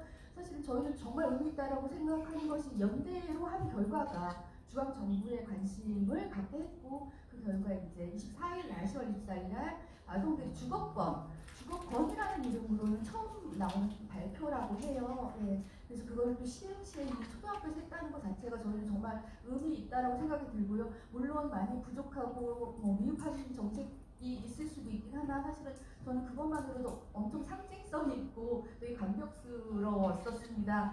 예, 그래서 이런 것들 정말 그 지역의 기관들과 함께 했다는 것 자체가 되게 의미 있고요. 그 사업 중에 하나 의미 있는 사업은 정황지역은 정말 원룸 단지예요. 그래서 사실은 대부분의 가족들이 그 지역을 벗어나고 싶지 않잖아요. 전학을 가야 되거나 생계 때문에 그 지역을 벗어나고 싶지 않아서 그 지역의 원룸을 3룸 이상으로 개보수하는 작업을 같이 진행을 합니다. 그래서 아동들이 정말 주거복지 공공임대 제공 때문에 전학을 간다거나 다른 지역으로 이사가지 않고 그 지역에 살 수 있는 그 권리를 보장할 수 있게 하는 정책이 미흡하다가 마련됐다는 것만으로도 저는 상당히 의미를 가지고 일을 하고 있고요. 정말 계속 함께 노력해주신 주거복지센터와 최준 소장님 그리고 또 관계자들한테 사실 저는 상당히 감사하다는 말씀을 드리고 싶은데 그럼에도 불구하고 어쨌든 이것들이 서울에서 끝나지 않고 이후에 잘 도착이 되었으면 좋겠다. 진짜 아직까지 선언적인 구체적이고 세부적인 계획들이 나와야 되잖아요. 근데 그런 것들이 잘 마련됐으면 좋겠다라는 생각이 들면서 오늘 발표해 주신 내용 가지고 몇 가지 추가적으로 제언드리고 싶은 말씀 드리겠습니다. 작년하고 올해 취약계층 주거지원 사업에 아동 최저주거 기준이라는 내용이 들어갔어요. 최저주거 기준 중 필수 설비 미달, 화장실이나 부엌이 별도로 없거나 그리고 방수 미달이 들어갔는데요. 사실은 큰 변화이기는 해요. 주거 대상에 아동이 들어갔다는 거, 그리고 최저 주거 기준이 정책이 기준이 됐다는 거, 상당히 의미 있는데 그럼에도 불구하고 조금 아쉬운 것은 면적 미달이 들어가 있지 않다라는 거예요. 그리고 정말 아이들이 생활하기 어려운 지하나 옥탑이나 부엌이 들어가 있지 않다라는 것들이 좀 아쉬움으로 났습니다. 이달 초에 경향신문에서도 나왔던 가정인데 반 지하에 엄마 아빠와 아이들 6명이 살고 있는 가정이었어요. 방 2개, 거실을 방으로 쓰다 보니까 이 가정 같은 경우 최저주거 기준 방수 미달은 해당되지 않지만 근데 반지하다 보니 너무나 열악한 정말 곰팡이가 가득히 그런 공간을 생활하고 있었고 그러다 보니까 아이들 스트레스도 엄청 심한. 근데 어쨌든 아버님이 작은아마 소득이 있어서 전세임대나 외임대 1순위 대상이 되지 않다라는 거죠. 근데 새로 바뀐 정책 대상에도 이분이 방수 미달이 아니기 때문에 최저주거 기준을 계산할 때 거실을 방에 포함시키잖아요. 그러다 보니까 이번에 다자녀 제도를 통해서 이분들이 혜택을 받을 수 있긴 하나 어쨌든 너무나 열악한 상황에 몇 년 동안 있지만 혜택을 받지 못했다는 것이 너무나 아쉬웠고요. 그래서 이런 가정들을 위해서 반지 하나 옷 탔다. 예, 부엌에 있는 가정들이 겪는 어려움도 좀 헤아려 주시고 관련된 대책들도 좀 마련해 주셨으면 좋겠다라는 말씀 드리고 싶고요. 아까 김성희 선생님 말씀하셨듯이 그 지금 인표자 선정표나 선정위원회에 정말 꼭 필요한 건지, 예, 선정표에 있는 기준들이 정말 필요한 건지, 취약계층 주거지원 사업 자체가 정말 비적정 주거에 계시는 분들을 적절한 공간으로 예, 주거 이동을 시켜주는 게 목적이다라고 하면 그 취지에 맞는 선정 지표들이 다시 한번 정비가 되고 선정위원회가 제대로 작동이 되었으면 좋겠다라는 말씀을 드리고 싶고요. 그리고 정말 이 제도 잘 모르세요. 잘 모르셔가지고요. 저희 지자체 담당자한테 저희 사회복지사가 관련된 지침을 같이 뽑아가서 이런 제도가 있으니 신청을 받아주세요. 라고 해서 신청한 경우들이 있으세요. 그래서 지자체 공무원들이 사실 이 부분을 정말 잘 알고 계셨으면 좋겠다는 생각과 그리고 사실 지금 이전을 하셔야 되는 분들은 너무나 시급하게 이전을 하셔야 되잖아요. 그럼에도 불구하고 너무 처리하는데 선정하는 데까지 걸리는 시간이 너무나 더디기 때문에 빠르게 선정돼서 이주를 하셨으면 좋겠다라는 생각이 들고요. 선정이 되어도 정말 주변에 갈만한 매입임대 주택이 없거나 전세임대를 구하지 못하거나 하셔서 이주를 또 포기하시는 분들도 계세요. 그래서 정말 그 지역에 맞는 매입임대들이 확보가 되고 전세임대 수도권 지금 9천만 원이잖아요. 이 금액으로 못 가는 지역이 너무 많아요. 그래서 정말 적절한 주거를 제공할 수 있게 전세임대 금액도 올려주는 게 필요하고요. 아까 최준 소장님이 말씀하셨던 전 시흥형 아동주거급여 필요하다고 생각하거든요. 매입임대나 전세임대로 커버하지 못하는 가정에게는 이렇게 시흥형 아동주거급여를 도입함으로써 주거비 경감되고 주거 상향을 같이 얻을 수 있는 이런 제도가 같이 적용해서 이루어졌으면 좋겠다라는 말씀 드리고 싶습니다. 두 번째 좀 말씀드리고 싶은 것은 지금 공공임대 주택에 거주하고 있는 가구에 대한 실태조사 필요한 것 같아요. 이 사례도 이달 초 경향신문에 보도된 사례인데 임대주택 11평이 생활하고 있었고요. 조모와 애선촌하고 아동 5명이 거주하고 있었어요. 그 방 하나에 외삼촌이 살고 이제 거실 겸 방에 할머니하고 아이들이 같이 살고 하는 분들 성별이 다른. 그러다 보니까 기사 많이 보셨잖아요. 원룸에 아이들이 있을 공간이 없어서 베란다에서 자는 아이들이 있었다. 이 임대주택에도 그런 아이가 있었어요. 예. 공공의 혜택을 받음에도 불구하고 적절하지 않은 주거 환경이 제공되고 있다는 거죠. 예, 그래서 이런 환경에 있는 아이들이 얼마나 있는지 면밀하게 실체 조사를 통해서 예, 좀 더 나은 환경으로 이전할 수 있도록 지원하는 것도 필요하겠다라는 말씀드리고요. 세 번째 말씀드리고 싶은 것은 예, 전세임대 제도 중에 소년소녀가장 전세임대 제도예요. 예, 소년소녀가장 전세임대 제도가 어떤 건지 혹시 아시나요? 예, 이름 자체에서 예, 느껴지시죠? 예, 지금 소년소녀 가장이라는 제도는 없고요. 부모님의 아이들을 키우지 못한 환경이 됐을 때 할머니나 외삼촌이나 친인척들이 키우는 아동들을 저희 위탁아동이라고 부르고요. 이 위탁아동과 보호시설 퇴소아동이 이 정책의 대상이에요. 예, 이 전세임대 제도는 다른 전세임대 제도와 차이점은 자기부담금이 없어요. 임대보증금을 자기부담금이 없고 매달 이자를 내지 않아요. 그래서 많은 보호자들이 이 제도를 통해서 예, 입주를 하고 계시는데요. 이 금액이 9천만 원이에요. 예, 그래서 좀 전에 제가 말씀드렸던 아까 7명의 아동들이 살고 있던 가정이 대리친이죠. 할머니가 키우는 가정이었어요. 예, 지금 다자녀 지원을 통해서 1억 2천 올리고 아동 한 명당 2천만 원씩 추가 지원하실 거잖아요. 그래서 그렇게 되면 상대적으로 이 가정의 경우에는 차별적인 요소가 될 수도 있다라는 거죠. 그래서 이 제도 또한 금액을 상향해 주시는 거 필요하고 예, 아동수에 대해서 추가 지원 필요한 것 같고요. 또 매입임대로는 못 가세요. 매입임대로 가시면 자기부담금이 있으시거든요. 그래서 매입임대도 같은 조건으로 예, 이루어졌으면 좋겠다라는 말씀 예, 드리고 싶습니다. 네, 이제 마무리할게요. 어쨌든 주거복지가 제대로 이루어지려면 지방정부의 역할도 중요한 것 같아요. 그래서 지방정부들이 정말 주거복지의 주체성을 가지고 할 수 있도록 많이 예, 제도를 마련해 주시면 좋을 것 같고요. 이런 정말 정책들이 잘 홍보되는 것도 중요하고 예, 관련된 공무원들이 많이 알아주셨으면 좋겠습니다. 정말 요즘 아동 주거권 예전에 비해서 많이 관심 많아진 것 같아요. 제가 3년 전부터 계속 함께하고 있는데 너무 짧죠. 얼마 안 됐는데 나와서 이런 말씀을 드려서 너무 죄송한데요. 예, 많이 관심이 많아졌는데 이게 지금 관심에서 끝나지 않고 제도들이 정말 촘촘하게 마련돼서 모든 딸들이 조금 더 나은 환경에서, 나은 주거 환경에서 생활했으면 좋겠습니다. 감사합니다. 이번에 참 좋은 말씀 들었습니다. 다음 순서로 이제 이은상 선생님의 토론이겠습니다. 역시 박수로 환영해 주시길. 감사합니다. 서울 노숙인수단 협회에서 왔고요. 사업장 이은상입니다.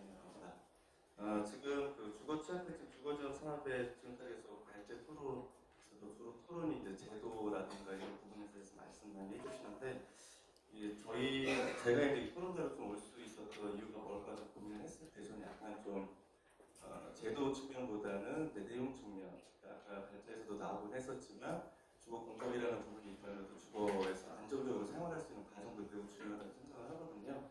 근데 저희 협회에서는 좀 다른 지역에서도 있는지는 모르겠지만 매입 주택에 입주해 계신 분들을 주거 안정을 잘 유지할 수 있는 사업이 좀 있어서 그런 내용에서 나는 좀 시사적으로 좀 말씀드리고 하는 방식이 좀 필요하지 않을까. 그래서 좀 토론에 임할 때 그 중심 이야기를 드려야 되지 않을까 싶었습니다. 우선 얘기 드리기 전에 우선은 이제 주제 발제하셨던 부분들에 대해서 좀 저희도 사업 통해서 같이 느꼈던 토론을 좀 먼저 말씀드리도록 하겠습니다. 우선 최현 수장이 말씀하셨던 내용들 중에 다 동의되는 내용이고 필요한 내용이었지만 비적정 주거 실태에 관련된 내용을 좀 해주셨었거든요. 실태 파악이 좀 미흡하다는 얘기 좀 해주셨는데 저희 협회에서도 올해 7월부터 6월부터 7월 말까지 2개월간 LH하고 주거복지재단을 주관이 해서 찾아가는 주거복지 사업이라는 사업에 대해서 좀 같이 참여를 해봤던 경험이 있습니다. 당시에 이제 2개월 동안 이제 60명의 이제 임시 인력을 구인을 해서 15개 서울시 자치구의 고시원과 이제 여인숙을 다 다니면서 이 주거복지 사업의 주거급여, 매입임대, 전세임대 주택에 대해서 홍보를 하고 가능한 해주시는 분들에 한해서는 주거실태 조사를 같이 하는 과정을 좀 가졌었는데요. 60명이 이제 각 2인 1조를 해서 군마다 동으로 나누어서 이제 홍보를 하러 고시원과 여인숙을 좀 찾아 나가는 과정이었었는데 역시나 이제 제공해주신 주소가 정확도가 많이 떨어지더라고요. 사실은 이 정책 설계를 할 때 가장 기본적인 데이터, 정책 재상에 대한 데이터가 굉장히 좀 세밀해야 하는데 지금 이제 계속해서 주거복지, 우리 주거복지 대상자들이 확대되는 일로 해서 이런 기본 데이터 같은 것에 대한 지속적인 추측이 좀 부족한 부분은 빨리 좀 해소돼야 되지 않을까. 그래서 좀 이거는 좀 지속적이고 구체적인 데이터 추측을 될 수 있도록 좀 더 세심한 정책 설계가 필요하다는 말씀에 전적으로 좀 동의하고 경험적으로 매우 중요하다는 생각이 좀 들었습니다.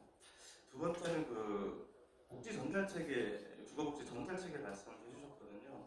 토론자분들도 더 말씀하시고 저도 여기 행사 와서 잠깐 이제 여유 있는 시간에 유관상 선생님들 이야기를 나눌 때 같은 주거복지 사업인데 이제 SH냐, LH냐, 동사무소냐, 구청이냐, 서울이냐, 경기도냐, 또 노숙인조 운영시설이냐, 마루크로 이제 하시지만 다 다른 거예요.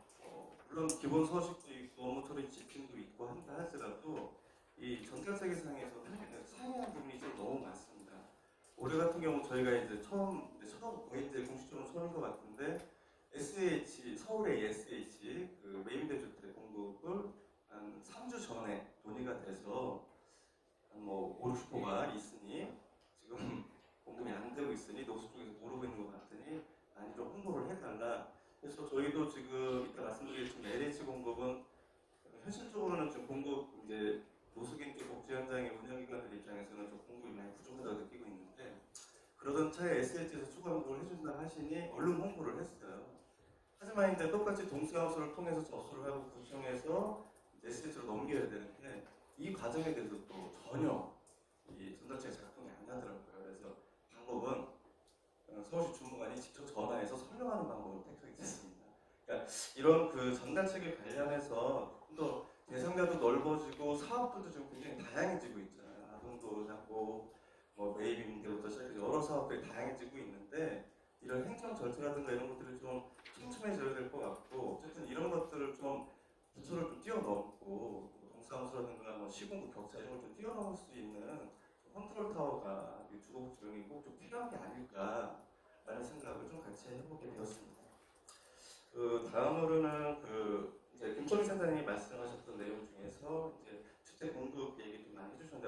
저도 이제 내년에 이제 LH에서 그렇게 많은 주택 공급이 될 거라고 말씀해 주셔서 기대를 좀 하고 있고, 저희들 현장에서는 올해 같은 경우 특히나 저희가 그 이따 나중에 말씀드릴 그 사업 속에서 그 10명의 사대 관리자들을 통해 가지고 파악했을 때 작년에 저희가 예임대주택의 입주 자격을 취득하고 입주 자격을 했으면 하는 노숙인 당사자분들이 한 80명 정도 이르렀었는데 공급이 전혀 되지 않아가지고 계속 좀 입주를 좀 못하고 있었던 상황이었었어요. 그래서 지금 어쨌든 오늘 토론 말씀을 듣다 보니까 확대가 된다고 하는 그런 기대가 있는데 추후에 이게 이제 계획이잖아요. 저희 현장에서는 이 주거 공급을 할 때 좀 이 계획이 나왔을 때 저희도 예측을 좀 해야 되거든요. 그래야 이게 희망 부분이 되지 않는다고 저희를 표현을 하는데, 아 내년에 많이 나온대, 많이 준비시켜야지. 근데 딱 뚜껑을 열었을 때 정작 이게 안 되게 되면 이제 저희가 그 양측의 소년이 되는 거죠. 근데 좀 대상의 특성상 한두 번 그런 좌절을 경험하시면 더 도전하시려는 마음들이 좀 많이 좀 크시더라고요. 그래서 좀 현장에서 주택 공급에 대해서 좀 예측할 수 있도록 이 어떤 시스템이 될지는 모르겠지만 주거 주택 공급에 대한 계획을 세우실 때 그런 부분까지도 좀 함께 현장에 전달이 됐으면 좋겠다라는 말씀을 드리겠습니다. 마지막으로 제가 제일 드리고 싶은 말씀은 저희가 그 아까 김성태 장님 말씀해 주셨는데 노숙 쪽에서 매입매입 사업을 다시 신설 매입을 일찍 좀 시작을 했었는데 수혜라고 좀 생각을 하는데요. 저희 협회에서는 지금 아까 말씀하셨던 것처럼 900곳 정도 그 매입임대주택 운영기관들 운영 호수 중에 약 한 900곳 정도가 매입임대주택 사례관리자들이 파견되어서 사례관리 사업을 좀 하고 있어요. 다만 이거는 이제 서울시가 2016년도부터 그 이전에 저희 협회에서 민간으로 시작을 했고요. 이걸 좀 사업으로 좀 받아들여서 10명의 사례관리 인력을 뽑아서 10개 시설에 이제 파견해서 진행하는 방식입니다. 물론 이제 그러다 보니까 시설마다 매입된 호수가 다르기 때문에 사례관리자 1인당 담당하고 있는 입주민 수는 좀 다르기는 한데요. 이분들의 뭐 인건비라든가 또 사례관리 활동비, 입주민들 만나야 되니까 입주민들이 좀 자치회의라든가 지역사회에서 좀 안정적으로 거주할 수 있을 때까지 정서라든가 산업기술 지원을 하기 위해서 프로그램 지원사까지 같이 하는 예산을 포함해서 연간히 계약으로 해서 아직까지는 진행을 3년차 진행을 하고 있습니다. 이분들이 지금 이 사업을 하면서 저희가 2017년도 때 입주민 600명 대상으로 해서 연구를 과정을 해봤었거든요.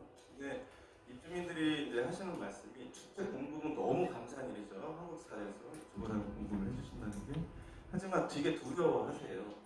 공급까지는 좋은데 이분들이 그 공급된 주택 안에서 안정적으로 생활하시고 지역사회 거주민이 계시는 게 사실 이 주거복지의 최대 목표라고 생각을 좀 하거든요. 그 과정에서 주택 공급 이외에 이 서비스 결합이 매우 중요하다는 걸 계속해서 경험치를 좀 확인하고 있습니다. 근데 이제 어느 단위에선가 이제 국토부에 서비스도 같이 결합될 수 있도록 이 매입임대주택에 입주해 계신 분들 안정적으로 관련 생활 지원할 수 있도록 사람을 좀 지원해달라. 사회복 서비스 인력을 좀 줄여달라고 했었을 때 그건 이제 보건복지부 몫이다 이런 말씀을 하셨던 과정이 좀 있었나 봐요. 네, 다시 한번 말씀드리지만 이미 그 사례관리자들이 하는 역할 속에 뭐 재계약, 하자보수, 그리고 뭐 임대료 체납하는 문제에 대한 해소, 그리고 주거 상향, 또 위기전 이런 내용도 들어있거든요. 사실 주택에 대한 부분하고 사회복지 서비스에 대한 부분이 모두 다 함께 제공이 되게 됩니다. 그래서 요 공급도 공급이고 제도도 제도고 다 함께 해주시되 꼭 한편에서는 이 내용적인 서비스 결합, 복지 서비스 결합을 좀 할 수 있도록 우리 복지부 사무에 나와 계시지만 좀 적극적으로 고민해 주시고 필요하다면 보건복지부와 협의라든 거버넌스를 통해서 현장에 주거복지센터든 운영기관이든 실질적으로 주거복지를 위해서 일할 수 있는, 그래서 이 주거복지 사업의 목표를 달성할 수 있는 그런 사회 서비스 인력들이 좀 함께 공급되고 지원될 수 있도록 부탁을 좀 드리도록 하겠습니다. 네, 이상. 두 분의 발제와 세 분의 토론자까지 좋은 말씀. 마지막으로 국토부 박승현 선생님 하시기 전에 지금까지 나왔던 얘기들을 들으시고 조금 더 추가하시고 싶은 질문이나 질문이 있으시면 조금 후에서 10분 정도 받아보면 좋을 것 같은데 손을 들어주시면 제가 질문을 해서 바로 가겠습니다.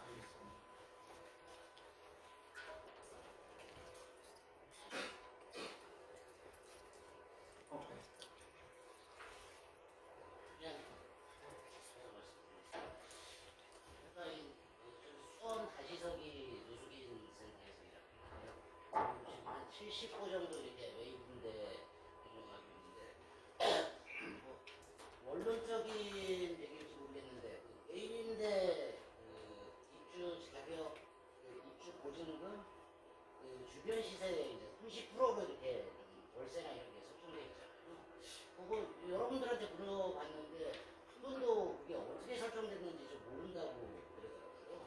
그러니까 30%가 적정하냐 이런 건 잘 모르겠는데 그게 이전에 2004년 6년 이때 이제 설정된 거라면 점점 좀 낮춰가야 되지 않을까.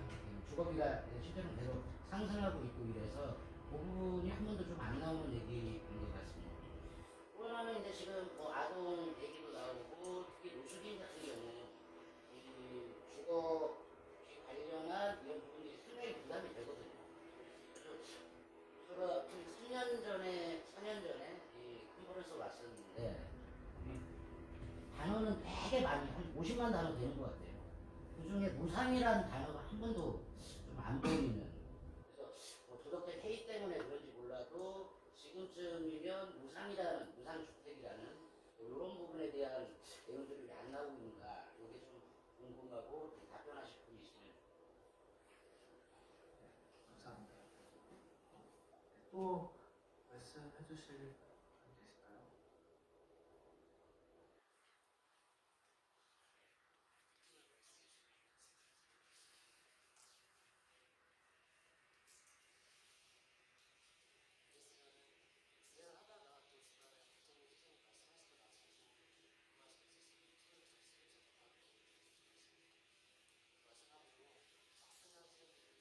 좀 무거운 책임감을 가지고 답변해 주시는 그러니까 또 큰 박수로 환호해 주시면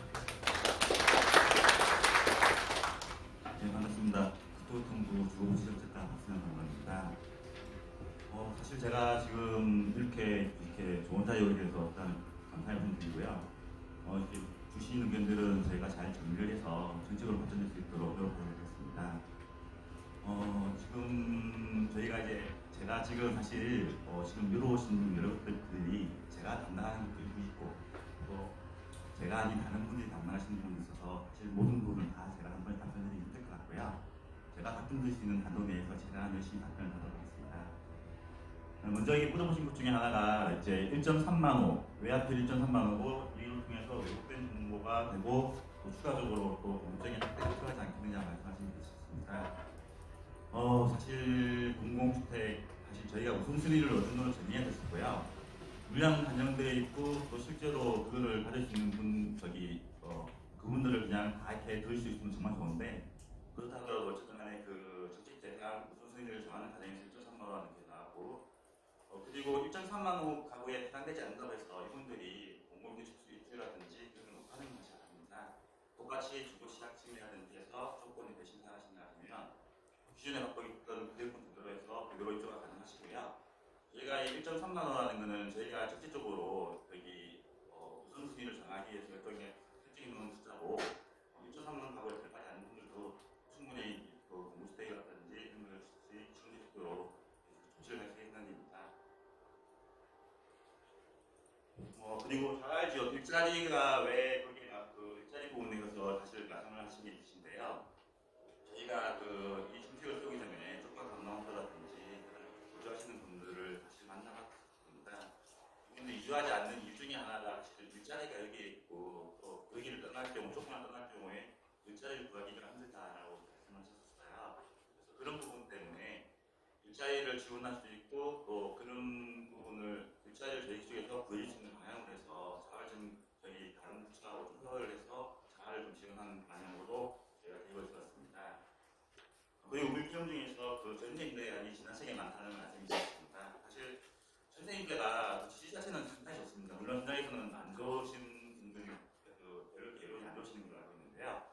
본인이 원하는 주택을 구해서 본인이 원하는 집을 갈 수 있다는 장점이 있긴 한데 실제로 사실 집을 구하기가 쉽지는 않다고 하더라고요. 아무래도 현장에서 만약에 집주인분이라든지 이런 분들이 전세임대로 들어온다고 했을 때 사실 들어오실 분들을 보지 않고 집을 구하지는 않을 거예요. 근데 이제 집을 줄 때 아무래도 노숙자라든지 쪽방이라든지 이런 쪽에 거주하셨던 분이라고 하면 임대 물건을 잘 안 준다고 저도 알고 있습니다. 그런 부분에 대해서 경우에 뭐 여러 가지 지원을 통해서 집주인들한테도 이 물량을 줄 수 있는 있을만한 어떤 페이지라든지 그런 걸 좀 여러 가지 부분을 고민을 하고 있습니다. 그런 부분에서 그래서 예전에 있는 물량을 조금 더 이렇게 구하기가 쉽도록 저희 쪽에서 좀 노력을 할 거고요. 그리고 말씀하신 것처럼 뭐 전쟁이 인데 저희가 한번 저희가 이제 물량이 2개로 늘었거든요. 기존에 연 2,000호 정도가 같이 공급했는데 동시에 지금 내년부터는 이제 연 4,000호 정도가 나갈 겁니다.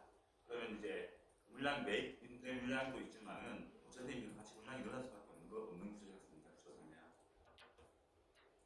그다음에 저쪽에 쪽방이 이혼하고 취약청 입주자나 저기 신청하실 때 이혼하시게 된 이혼이 전산 이혼이 안 돼 있어서 여러 가지 신청서를 여러 가지 신청서를 말씀드렸습니다. 좋은 말씀이신 것 같고요.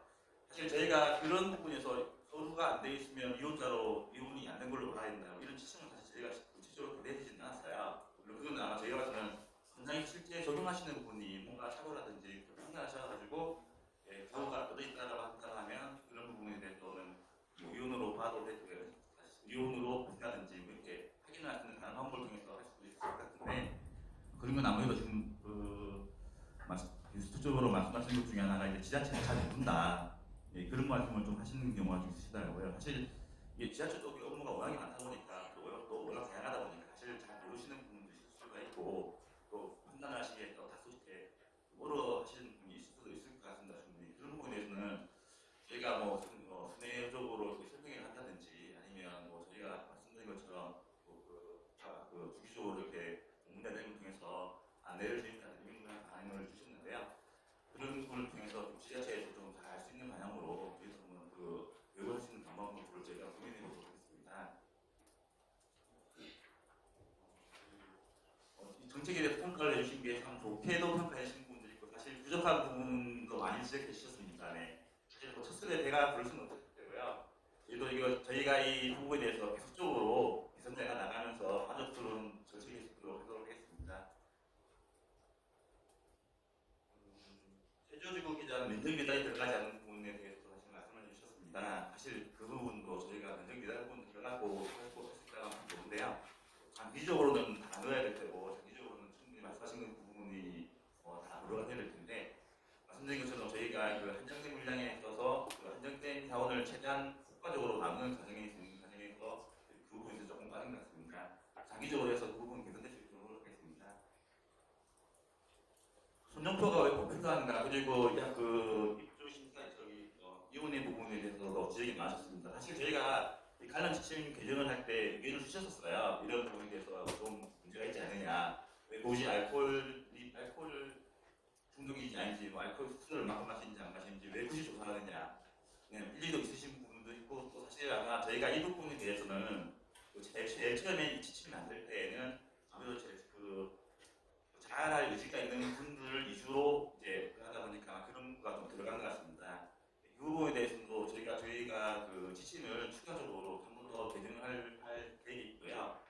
충분히 저희가 고려를 해서 검토를 해보도록 하겠습니다. 일단 그 부분이 저희가 사실 여기서는 또 그쪽 의견에서는 이런 의견이 있지만은 또 실제로 입주하신 분들 관리하시는 분들한테는 그런 정보가 필요할 수도 있어요. 예를 들어서 사실 저희가 공공 용기대 같은 데 가다 보면 알코올 이렇게 많이 좀 섭취하신 분들이 이렇게 밤중에 이렇게 스트레치에서 알몸으로 돌아다닌다든지 아니면 이렇게 다른 분들 도움을 준다든지 이런 부분도 사실 있거든요. 그래서 그런 관리가 필요해질 수도 있고 하는 부분도 있기 하기 때문에 저희가 여러 가지 다른 기관이라든지 또 그런 부분에 의견을 들어서 그런 부분은 빨리 뺄 수 있는 부분은 사실 필요 없는 부분은 빼는 게 맞고요, 당연히요. 그리고 또 굳이 들어가야 할 부분이 없는 부분에 대해서는 개정하는 게 맞기 때문에 저희가 그 부분에 대해서는 추가적으로 개정해서 말씀하신 것처럼 필요 없는 부분을 빼시도록 하겠습니다.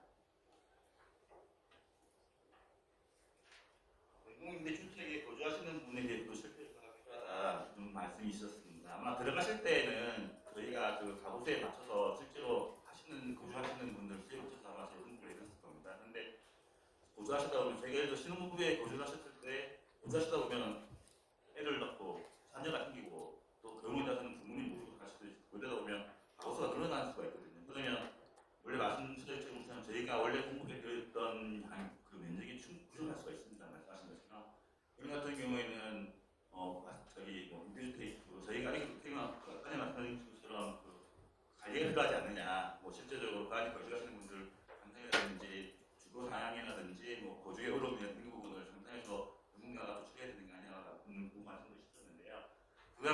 관리가 되는 건데 그런 부분이 있으면 당연히 자가상에서 도정대로 이주를 시킬 수 있어야 되는데 시켜야 되는데 그런데 그런 부분이 이제 실제로 그런 분들한테 이제 저희가 이렇게 이주를 과거에도 한번 의뢰를 이렇게 실제로 저희가 이렇게 이주가 가능한데도 다른 데로 이주 사실에 물어보면 또 이주를 원하지 않으시는 분들도 사실 있더라고요. 왜냐하면 이게 한번 거주를 시작하시고 나면 이사를 하는 게 사람들이 이렇게 이사를 하기 쉽지가 않습니다. 그래서 그런 거에 그냥 계속 그 좁은 면적에 계속 거주하겠다는 분도 실제로 있으시더라고요.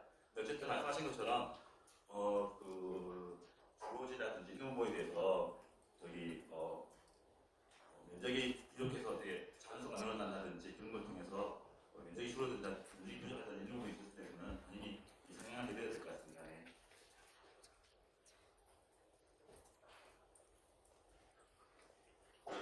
지방정부의 역할이 중요하다는 말씀이 있었습니다. 네, 지방정부의 역할, 저희가 이 이주를 하다 보면 사실 저희가 특히나 취약층 같은 경우에는 이주를 시키면 사실 저희는 이제 주택도다 보니 주택이 다 좋은 겁니다. 근데 이분들이 주택만으로 그러니까 기존에 아시던 쪽방에서 공공주택을 공공임대주택으로 이주할 때 만족도가 다시 높아져야 되거든요. 근데 그 만족도가 높아지기 위해서는 사실 주택만이 필요한 게 아니라 뭐 여러 가지 다른 제가 서비스가 같이 사실 제공이 되어 줘야지 그 부분이 좀 더 크게 더 만족도가 높아질 수 있을 것 같습니다. 예를 들어서 이제 보건복지부에 있는 각종 서비스라든지 아니면 지방정부에서 제공하는 서비스 그리고 사실 지금 여기 활동하고 계신 분들도 사실 쪽방촌에서 예를 들어서 쪽방에서 공공임대주택을 유지하면 사실 더 이상 이제 관리라든지 그런 지원을 안 주시지 않는다 하시더라고요. 그때부터는 이제 현장의 기초에서는 이제 사실 그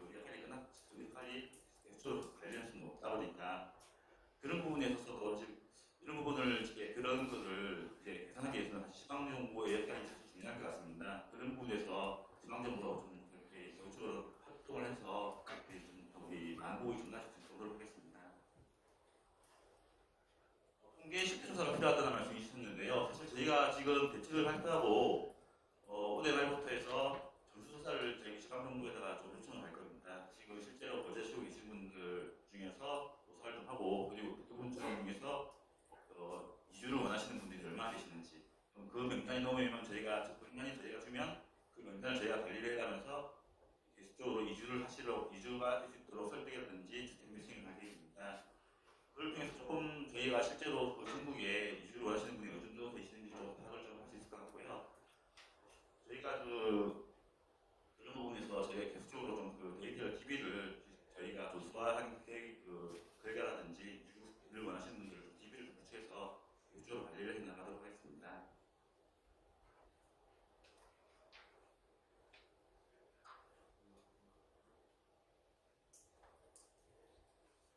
입주자 서비스가 이제 그 복지수가 저희 입주하신 분들에 대해서 그 복지 서비스가 대답을 좀 드리도록 해달라고 하셨는데요.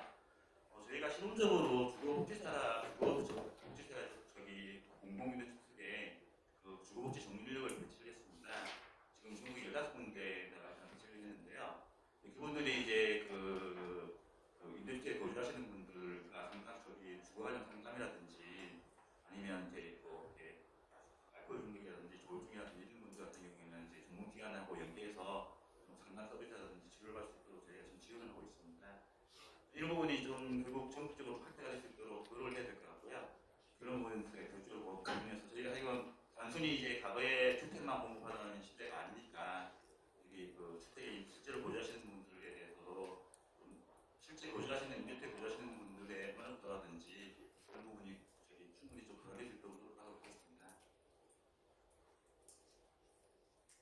네, 그리고 지금 추가적으로 물어보신 것 중에 하나가 무상에 관련해서 이제 물어보셨는데요. 저희가 이번에 대책 나갈 때 아마 저희가 안내해줬을 텐데 주거 취약층 같은 경우 이제 비주거자 같은 경우에는 일단 기본적으로 임대료를 저희가 임대료 50만 원을 저희가 지원해 드릴 생각입니다. 그리고 주거급여를 받으시는 분 같은 경우에는 원래부터 이제 기본적으로 보증금 부담이 따로 없었고요.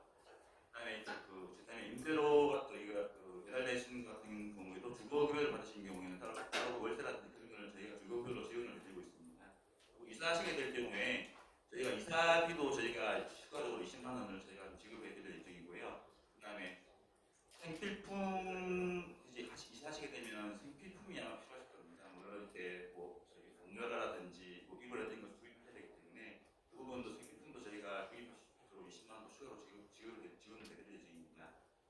그 외에 저희가 일단 지금 빌트인 저희가 지금 준비를 하고 있고요. 그래서 빌트인을 준비해서 저희가 냉장고라든지 전자레인지 이런 기본적으로 생활하시는데 필요한 물품은 들어가 저희 제공을 해드릴 예정입니다. 그래서 바로처럼 이렇게 들어갔을 때 음료가 들어갈 때 아무것도 없는 뭐 텅텅 빈 집 그렇지는 않을 것 같고요. 네, 그런 부분에서 조금 저희가 추가적으로 좀 열심히 노력하도록 하겠습니다.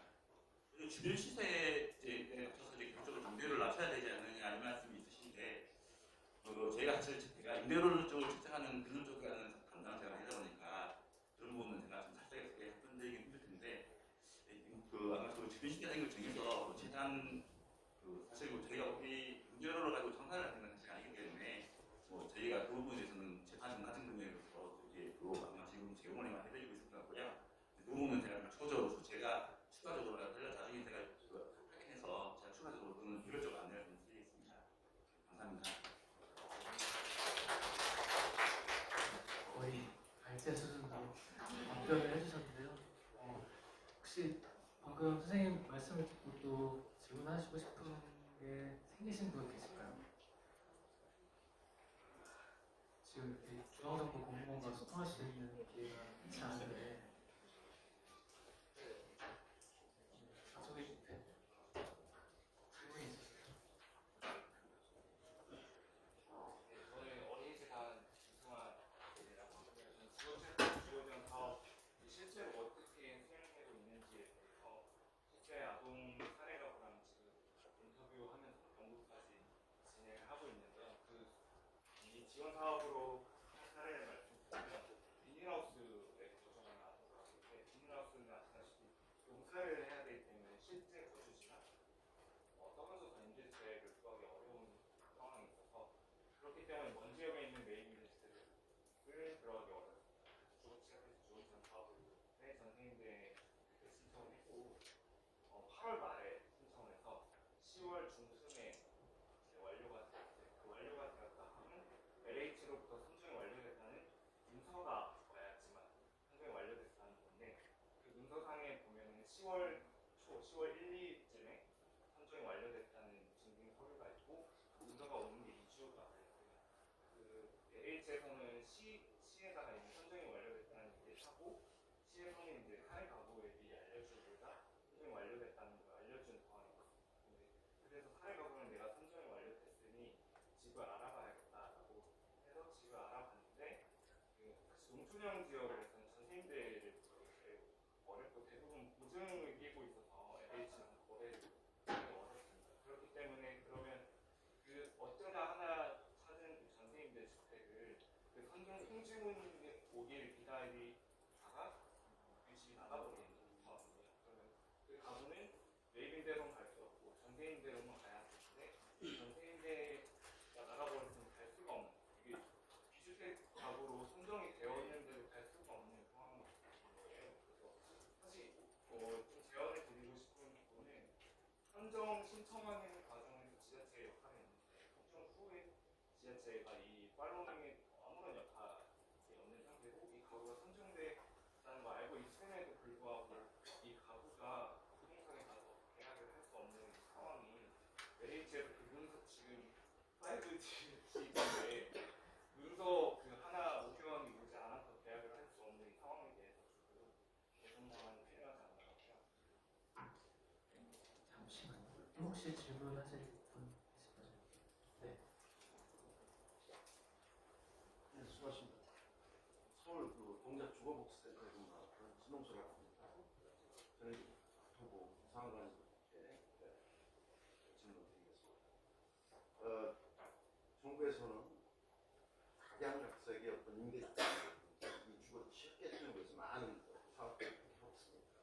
그렇지만 그것들이 이렇게 복잡하고 이런 어떤 임대주택 시스템들을 현장에서 주거 취약계층한테 전달하는 것은 전달 체계가 돼야 되거든요. 그래서 지금 시공만 자꾸 안 되기 때문에 민간에서 이걸 많이 하고 있습니다.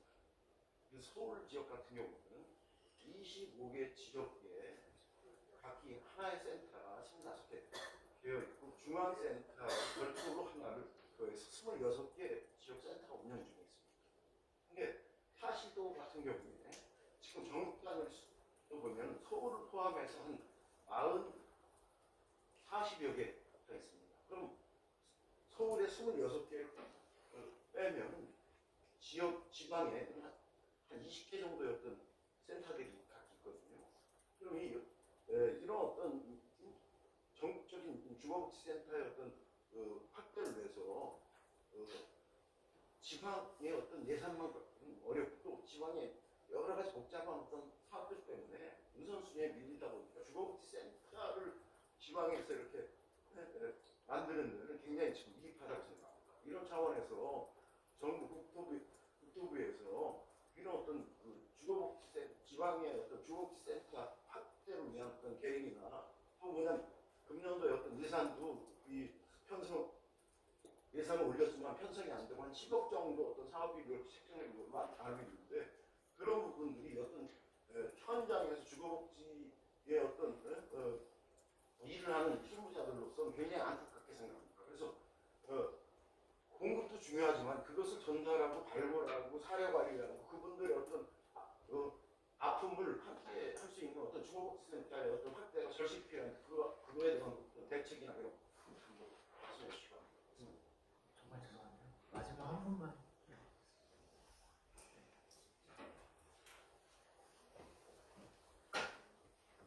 저는 모두는 청년주거협동조합이라고 하는 부천에 위치한 이제 청년 주거빈곤 문제에 관련한 활동을 하고 있는 협동조합의 창립활동가로 부탁하고 합니다. 사실 저희가 운영하고 있는 주택 중에 이제 부천 청년주택이라는 이름을 갖고 있는 LH에서 공급하고 있는 사회적 주택이 있어요. 근데 이게 오피스텔을 매입해서 공급하고 있는 형태거든요. 그랬을 때 지금 발생하고 있는 문제들이 굉장히 많고 아까 발제를 해주시면서도 짚어주셨던 부분 중에 이제 모든 운영 관리에 있어서 이게 운영기관에게 맡겨지다 보니까 사실 운영기관이 따지고 보면은 그 입주자 간의 계약 공급 주체가 아니기 때문에 실제 입주자들이 민원 사항에 대해서 직접적으로 해결할 수 있는 역량이나 권리가 없어요. 그럼에도 불구하고 입주자들의 민원을 대부분 운영기관에서 해결을 해드려야 한다는 문제점도 있고요. 그리고 오피스텔 형식이기 때문에 굉장히 LH에 입주하기 위한 절차가 복잡하잖아요. 입주자분들 굉장히 많은 서류를 준비해서 8주 이상의 기간을 기다려서 선정이 되어가지고 입주를 했는데 알고 보니까 오피스텔이고 관리비가 12만 원도 기본적으로 나오고 이렇게 되다 보니까 달달이 이제 입주 비용으로 내시는 비용이 막 40만 원, 50만 원 이렇게 넘어가 버리는 거예요. 그랬을 때 이게 진정 사회주택이 맞는 건가?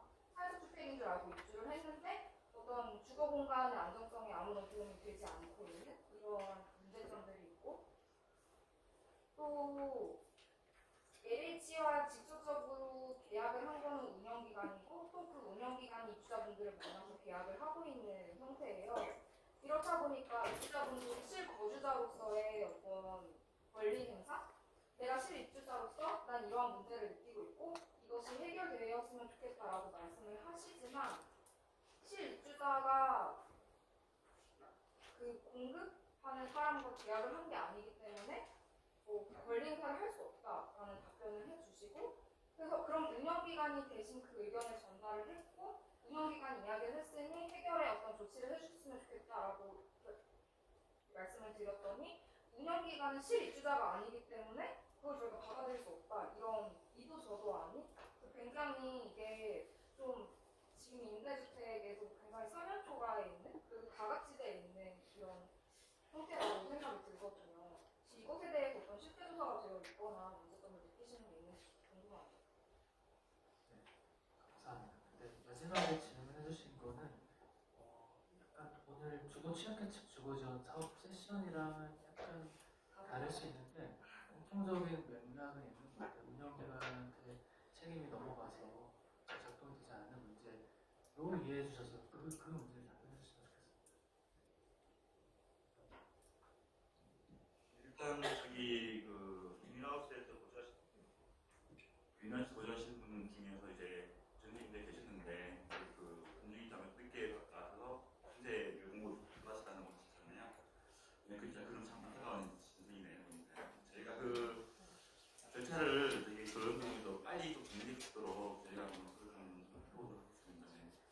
그런 안타까운 사례가 생기면 안 되는데 그런 부분 참 그렇다고요.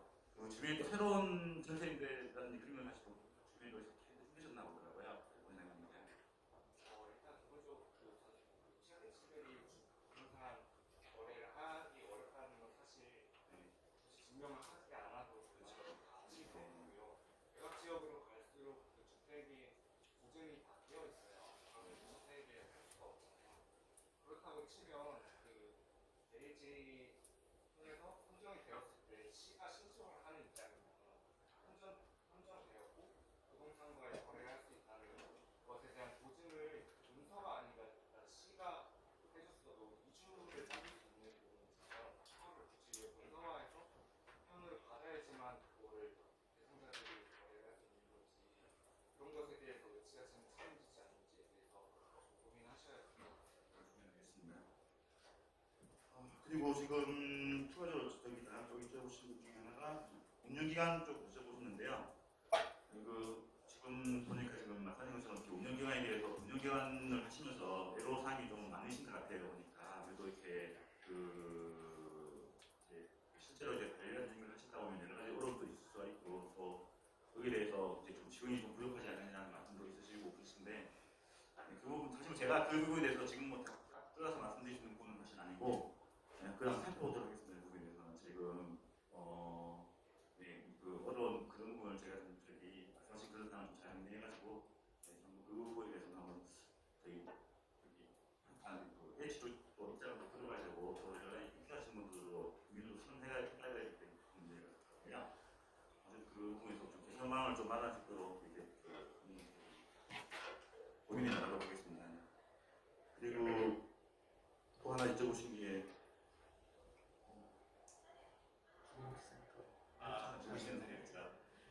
주거기센터 사실 저희도 지금 그 부분에 대해서 사실 저희가 전날 책에 주거기센터를 확충하고 확대시키는 사실 어떻게 보면 또 그래서 열심히 노력해야 될 과제 중에 하나입니다. 사실 사실 그 부분 이제 진짜 저희가 이제 저희 H 저희 국가에도 주거기센터가 있고 또 지금 각 지자체에서도 지금 일부 서울 같은 경우에는 비교 잘 되어 있지만 사실 같은 경우에는 사실까지 좀 많이 부족한 걸로 알고 있습니다.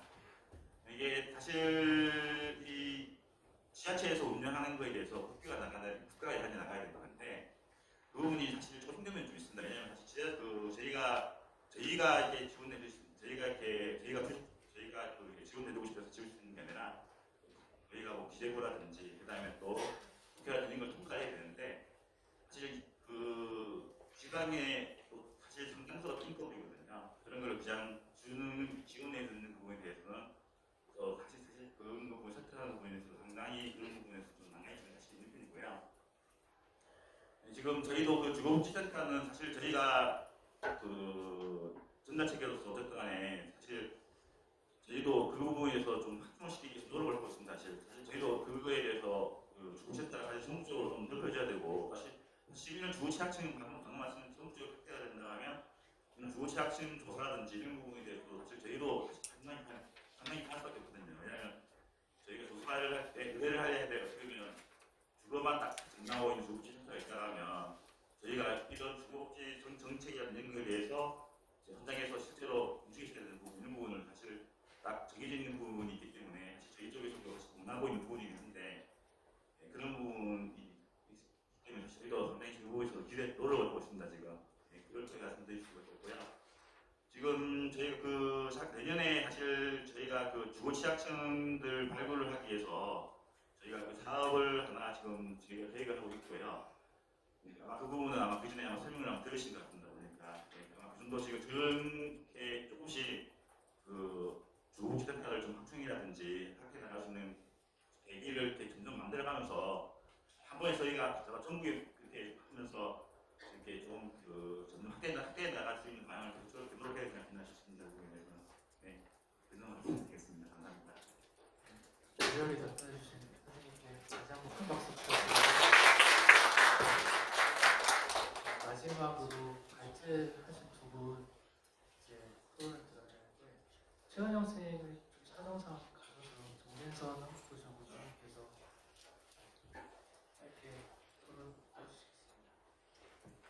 네, 안녕하세요. 저 한국교실연구소에서 일하고 있는 정진선입니다.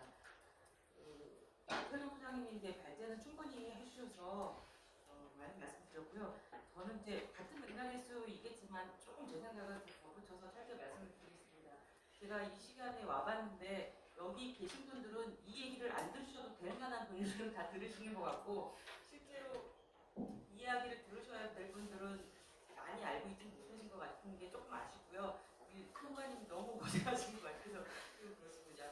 제가 앉아있으면서 저도 느낀 거는 저희는 이렇게 현장에서 굉장히 많이 일을 하고 있고 애를 쓰고 있는데 사실 많은 사람들이 알고 있을까 이 실태를. 저는 그게 좀 안타깝고요.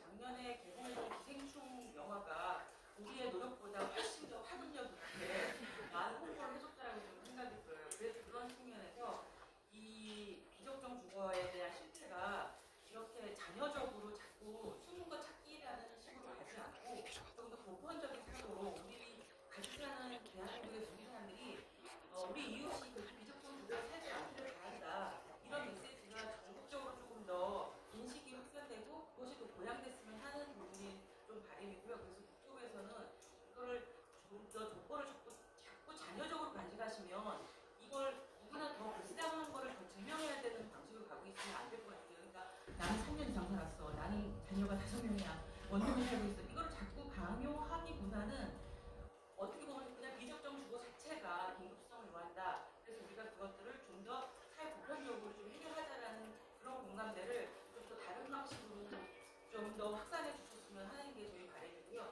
저희도 그걸 자꾸 경쟁하기보다는 그냥 긴급성 자체로 우리를 구제해달라. 그렇게 당당하게 얘기하실 수 있는 분위기가 좀 됐으면 좋겠습니다. 그래서 우선순위의 문제는 있겠지만 우선순위를 내부적으로만 가지시고 선발하는 과정에서는 조금 더 완화를 해서 가져가셨으면 좋겠다는 생각이 듭니다. 그게 굉장히 저희 현장에서는 부담스럽죠. 그렇게 좀 해주셨으면 좋겠고 두 번째로 제가 저희는 이제 주거 실태 조사를 좀 많이 하고 하는 민간 기관이니까 저희는 운영기관의 어려움이 많으신 건 알겠어요. 근데 저는 이제 그걸 좀 대변하기보다 당사자 입장에서는 제일 접근력이 좋은 건 복지센터입니다. 그러니까 동사무소예요. 그러니까 그쪽에 1순위로 가셔야 되는 상황들이신 거예요. 비적정 주거에 계신 분들은. 그러니까 운영기관이 많지만 거길 찾아가라고 하면은 일단 접근성이 떨어집니다. 그래서 제가 바라기는 저희 민간연구소에서 바라기는 일단 행정복지센터, 주민센터에서 이 주거복지에 대한 인식을 좀 제고해 주시고 취약계층 주거지원 사업에 대한 그 공무원들에 대한 인식이 조금 더 있으셔야 되고 그러기 위해서는 거기에 공무원들 인력이 문제가 되겠죠. 그 부분을 좀 확충해 주시는 것이 저희 입장에서 가장 좀 바라는 바입니다. 네, 여기까지 하겠습니다. 감사합니다. 큰 박수. 마지막 김선배 선생님의 네, 아까 세대 구성 때문에 지금 임대주택 신청 못하시는 분들 있잖아요. 공공주택 특별법상의 세대 구성 요건 때문에 그렇거든요. 그래서 저도 그런 사례를 왕왕은 아니지만 그래도 이제 만나니까 그런 분들의 경우에는 예외 규정을 시행령 시행규칙상으로 주실 수 있지 않을까 하는 좀 생각이 많았었습니다. 그래서 그거 좀 제안드리고 싶고요. 저는 이제 쭉 들으면서 임차형 문제가 대단히 크다.